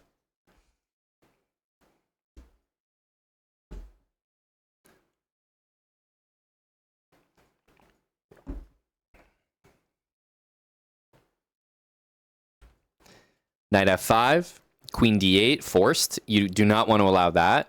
This is just an absolute crush. These pieces are kind of irrelevant here, both dominated by these pawns, right? Look, no available squares. Useless pieces. Who knows what the correct next move is? This is not, it's definitely not a trick question. It's really just make sure you know how to bring your pieces in properly, especially in this opening.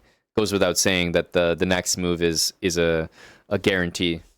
Without even thinking, like just has to be the move, and yes. Lost Moose, Fat Belly Matt Kelly, without considering any other moves, Queen F3 is easily the best. Adding some pressure to F6. H6 now is completely devastating, just loses on the spot.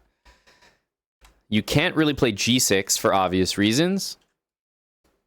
Something like this, for example. So you can't play h6, you can't play g6, and in this position, I'm probably threatening knight h6 anyway. Just as a move, whether you play h6 or not.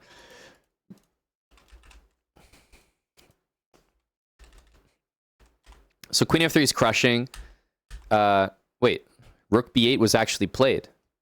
Oh my god, bro. You know your move is fucking bad when it's the move that I used as an example shitty move so I could show the idea. Oh my goodness.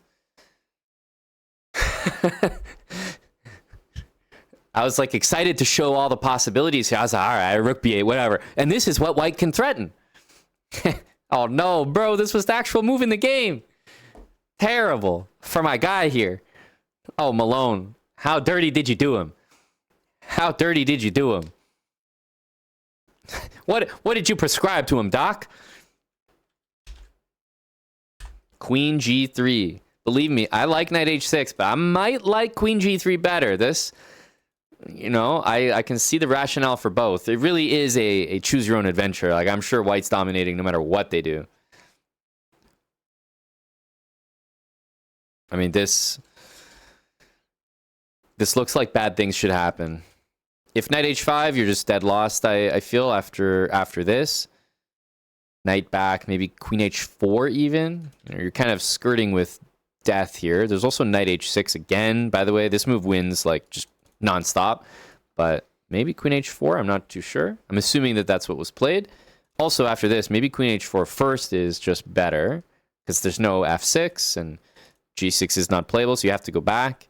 And then knight takes g7, queen h6. Game over. So probably queen h4 is the most accurate after knight h5. And if you can't play knight h5, I mean, you're dead, right?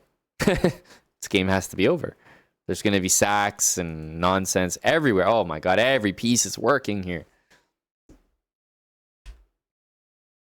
Knight e7 played. All right, I'll leave it to you guys. What move would you play here? White to play. There has to be 50,000 crushes. Which one would you guys do?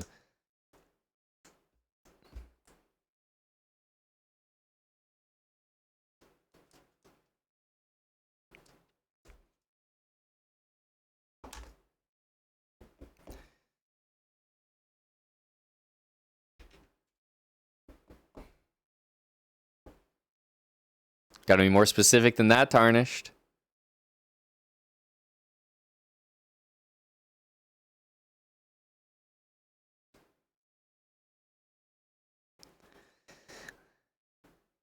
First, I would like to extend a hearty congratulations to everyone for finding bishop takes f6. Could you please all submit your next move?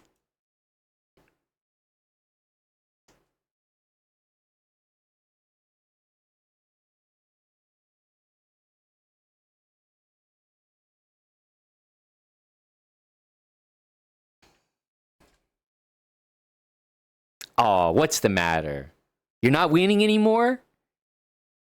You might even be losing? Could even be slightly worse here? Yeah, bishop takes f6. Big fuck up right there. Absolutely incorrect. Categorically.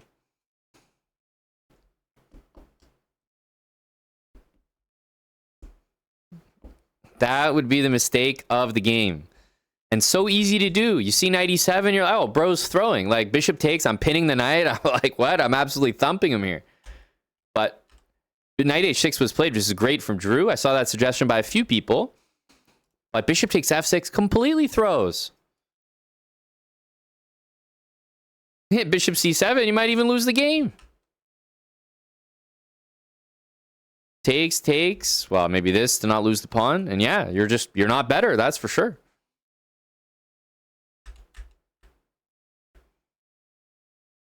So yeah, takes here, just take back, and you don't have anything anymore. What a throw that would be. Why not try f takes to try to take on f7? That's a good point. We could try it. Oh, well, fuck, buddy. I tried it. Didn't work. Glad we tried, though.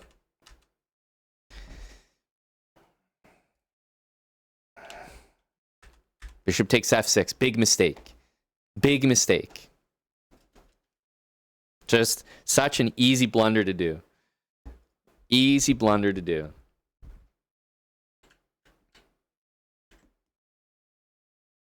So, I saw a few other moves. I saw a few knight h6 checks. I think that's correct. I think there's probably other very good looking moves as well, but you have to you have to respect a move like this. Seems like it gets the job done.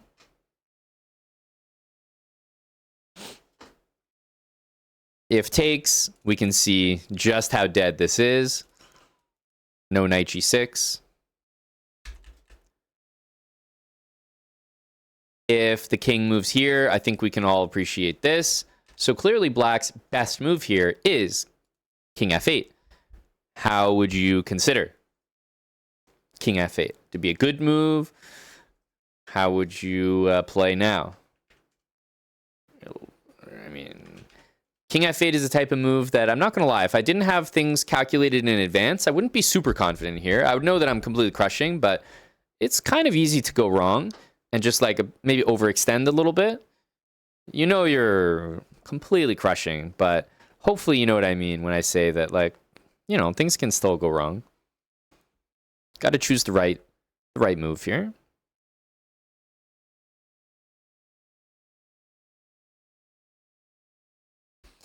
I see many different suggestions. I see bishop f7. I see bishop f6. I see knight e5 from Caballo Loco. Okay.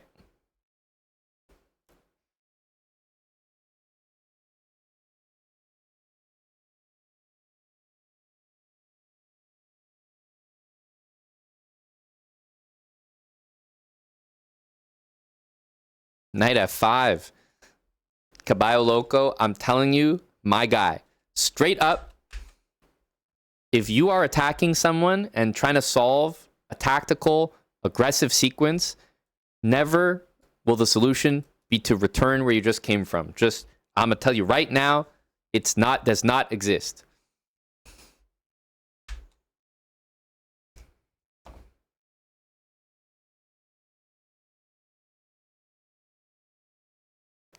We seem pretty divided here. I see a lot of knight takes and I see a lot of bishop takes.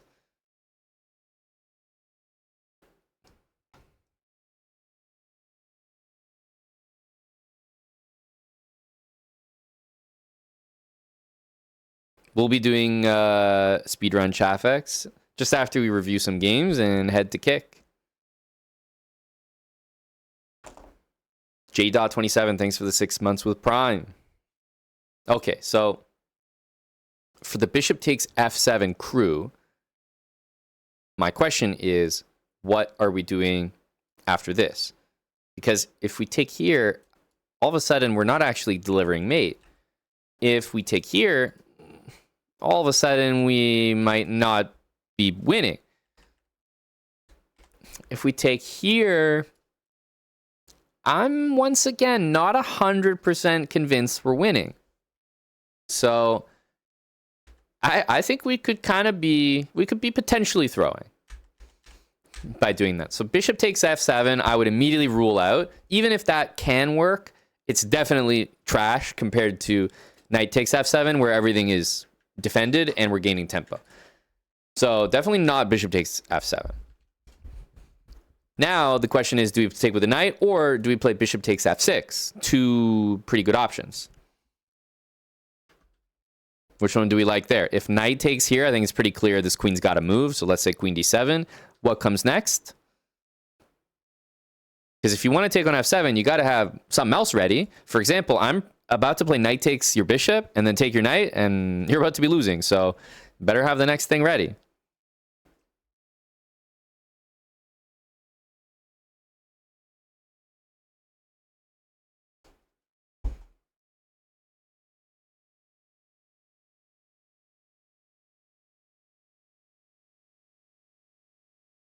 Sure, bishop takes f6. We can, and I'm threatening mate, so obviously got to take it back.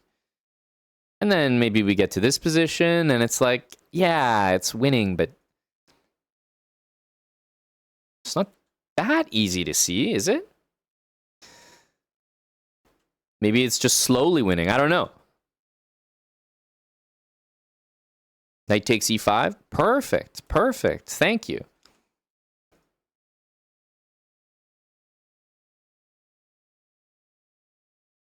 Awesome. It's a fucking banger from the chat right there.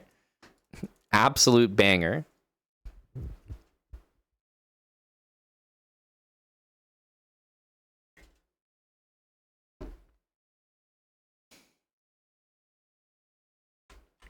And yeah, knight h6, sure, playable. You know, there's no debating. This looks good, whatever, he can take here. But at the end of the day, we're up 1 pawn. I'm not sure I did all this to be up 1 pawn, you know? So it kind of leads us back to the beginning. Bishop takes f6 is kind of the superior move. Because, first of all, if the pawn takes, you know, end of the game. Or if you're Caballo Loco, end of the game. But probably we'll see pawn takes here. There's no queen g8 check. So we don't have that to worry about as black. But we take on f6, pawn takes back, and then now we can decide what to do. If we play knight takes, clearly we're transposing, but maybe we could play bishop takes now.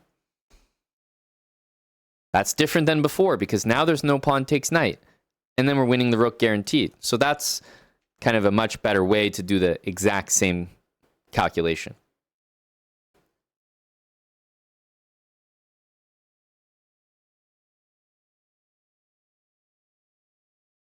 And once you take here, and by the way, go Drew, this is what he played in the game.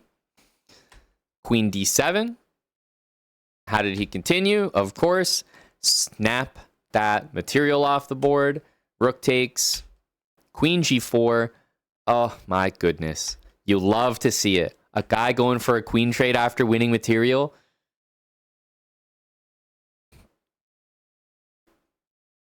Love it. Love it. Is this the best move? No, hell no. Is it a fantastic move? Absolutely yes. There's nothing more disturbing than being faced with a move like this because you know damn well if you take that it's wrong on principle. But you know damn well if you don't take, you're going to get mated on principle. And you know what? The guy sat there and he's like, I'd rather get fucking mated. I'm not here for this. I'm not cut out for this. Just give it to me slow, Doc. Like, I'm not here for this. Keep the queens on the board. Let me struggle a little bit. And even though I'm probably facing a mating attack with queens on the board, I'd rather face it and weather the storm, or at least try to, rather than trade the queens, which I think is honestly always the correct decision, unless it's force mate. So, very nice from the Malone Ranger. Queen e6. King g7, only move, I think, to continue playing chess here. Knight f5 check. This exists, but it only does that, exist. I don't think it does more than exist. Knight g6 defends everything, and now you might be losing. Knight f5, nice and simple. And again, if you don't trade queens, you're just eventually going to get mated. White's going to go here, play f4. Okay, white literally went there and is probably going to play f4. Yep, okay, there you go. Very clean game from Malone Ranger. I don't know what the accuracy of this game is, but I'm struggling to even find moves I dislike so far. Rook f3, intending this, also taking here. c6, rook. I mean, this game is phenomenal. Takes, exposing the pressure on f6 there. d4, because he's just punching his ticket. As soon as e5 happens, I mean, the game is pretty much wrapping up.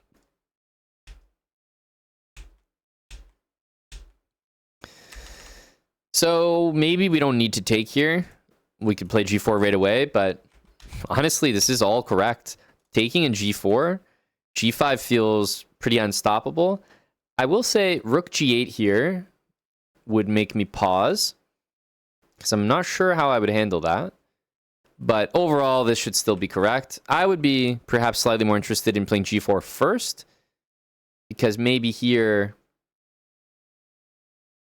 I have g5. Whereas if I take first, g5 is not really an option. The rook can move because the bishop's defending f6. But here, rook g8 is not really possible. So maybe I would play that first. Wow, the clinic here. Pins here, pins here. Is he going to go for it? Yes, he is. The Malone Ranger, who I believe he's sporting an OTB rating of 1050 or something. So I feel like the game we're seeing right now is well above a 1000 type of level.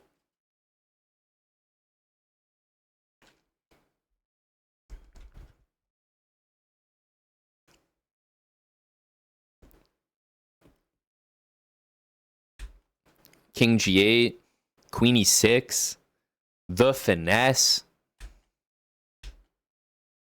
Bro, I'm telling you right now, if Malone Ranger played g6 here, we might have to... Why don't you have a seat right over here? Why don't you have a seat right over here, the Malone Ranger? That would have brought a few too many questions.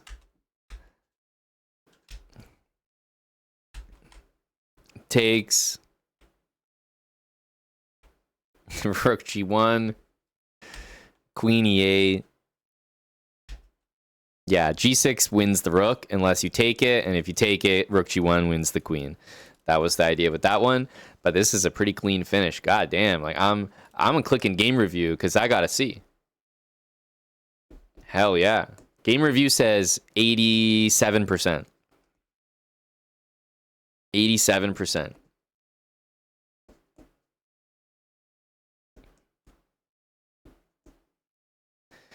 Very solid. KOs for, a communal KO for Lost Moose, for Tim, and for Malone Ranger. And not only for the KOs they administrated, but the KOs that they were given along the way. Tim.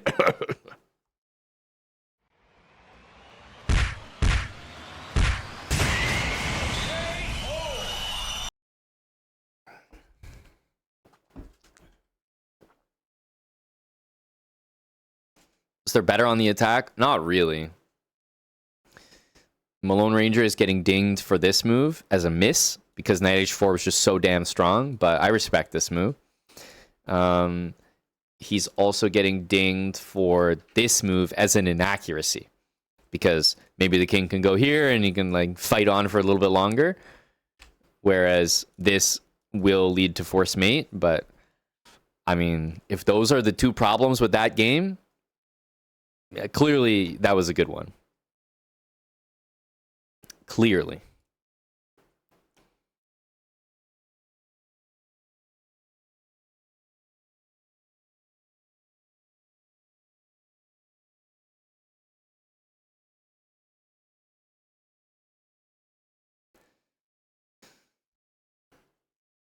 Oh, if you played that well in all your games, Malone Ranger, that would be, you'd be the highest value 1,000 of all time.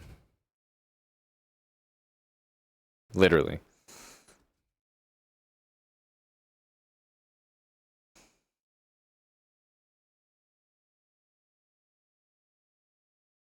Something like this could have happened to the Malone Ranger if he played King F8. You never know. But King H8 was friendly, and no surprises. Oh, this was against a kid? The kid's mom stopped you the next morning and asked if her son was actually good while he was standing there?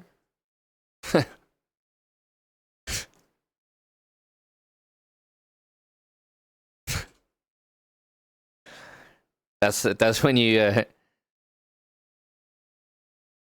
that's when Malone Ranger just pulls out of his bag. Hey, little guy, I got you this PS2. Yeah. Why don't you go play over there?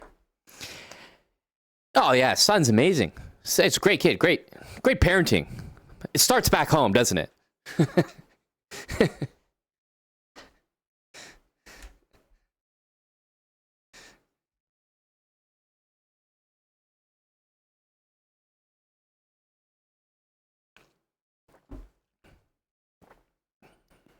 Damn, that's a tough question. Well, what'd you say?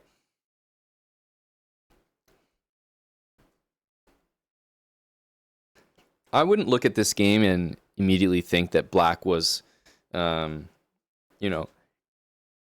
basically Black didn't make mistakes that were ones you could criticize on like a macro level, right?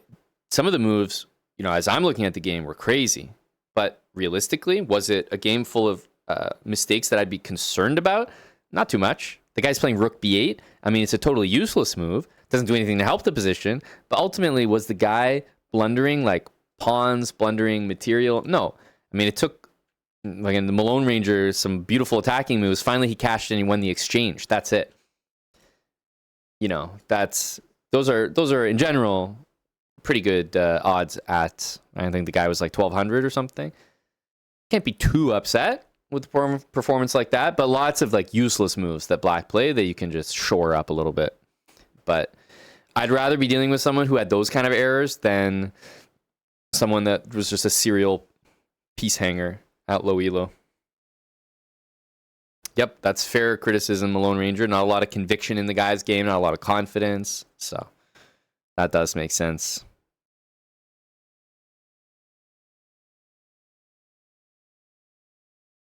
Especially as a kid, as soon as you give him some feedback like that, he'll probably internalize it and boom, fix it for next time.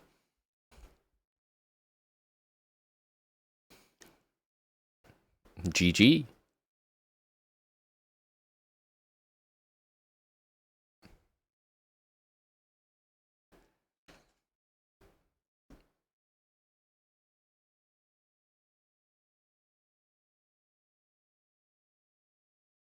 Shekar G says, is this delayed?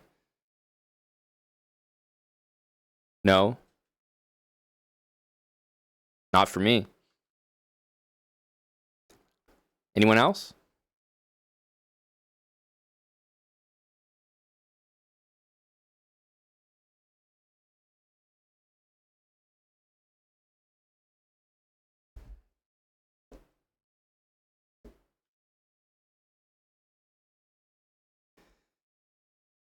Ah, yes, the typing check. The typing check. So I'll say a number, and then you have to type that number. And that's how we can measure whether or not it's delayed or not. The number is going to be between 1 and 100.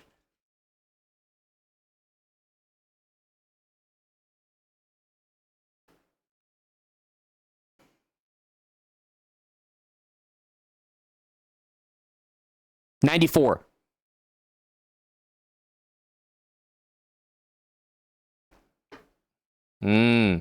Danger Dolan, congratulations on having the best internet and chat. Or the best reaction time. I'm not sure which one. Danger Dolan, ladies and gentlemen, your winner. Danger Dolan. G Madrid. 30 subs. Thank you very much, G Madrid. Just so you know, G Madrid, I did say 94. You probably heard 30, but it was 94. I mean, if we're playing. Thank you, G Madrid. I was about to say, I don't even have to look to know that we just hit 69 subs. It's G Madrid at the end of the day. Like, I don't need to check. Whatever number he comes in with, we must have just hit 69 subs, and those must be Pro Habit subs, which means, as I can excitedly update our spreadsheet, we have just crossed 400 subs in our quest to raise 1,000 to bring back habits. So G Madrid, let me update our total here. There we go. Thank you very much, G Madrid, supporting the habits return.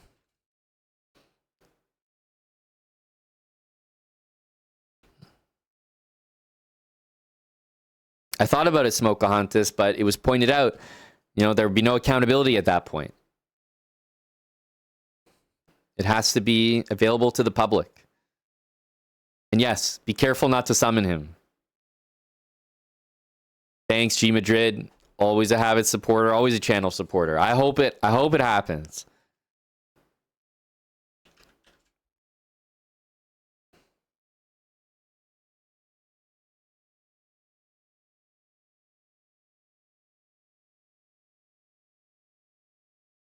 We Pizza, do you have a Kick account, buddy?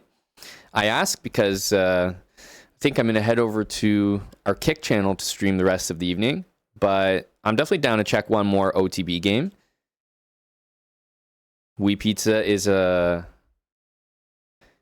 of our viewers currently serving up dubs OTB as well.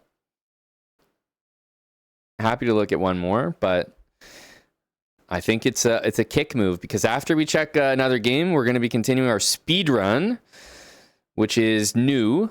Not new as in we haven't started it, but it still feels pretty new. We got a new setup, very easy to learn, excited to teach you. And we've only just got started on that, so might put another couple 100 points on that tonight.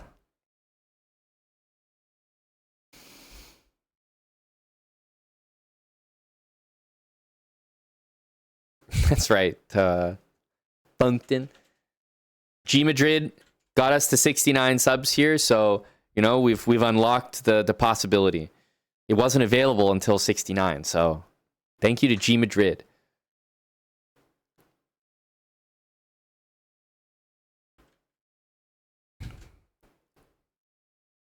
All right, Wee Pizza.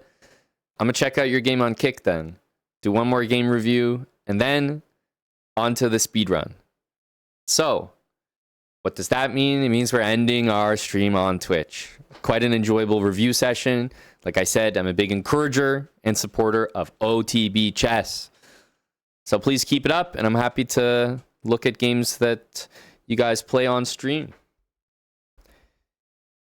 But we got one more to look at, and then it's time for our speed run. So, see you guys there.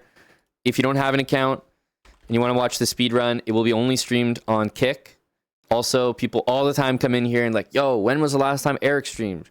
Eric's MIA. Eric never streams. He streams mainly on Kick. So we put a lot of hours in there, a little bit more than we do here on Twitch. To be honest, we have the stats. It is true. So !Kick, make an account, and please drop us a follow if you haven't already. Gonna go review another game, which means I'm ending the stream, but I'll turn it on Kick in about 30 seconds. That's right, Christomir. Kick. Hey, Kick is one of the worst F1 squads, but hey, you got money to be in F1. That's different already. That's different already. Take us over, Airbus driver. Fly us over. Hope you're chartering a big plane for us. We're gonna need one of the big ones for all the passengers. See you guys there. Bye for now. Thank you for watching.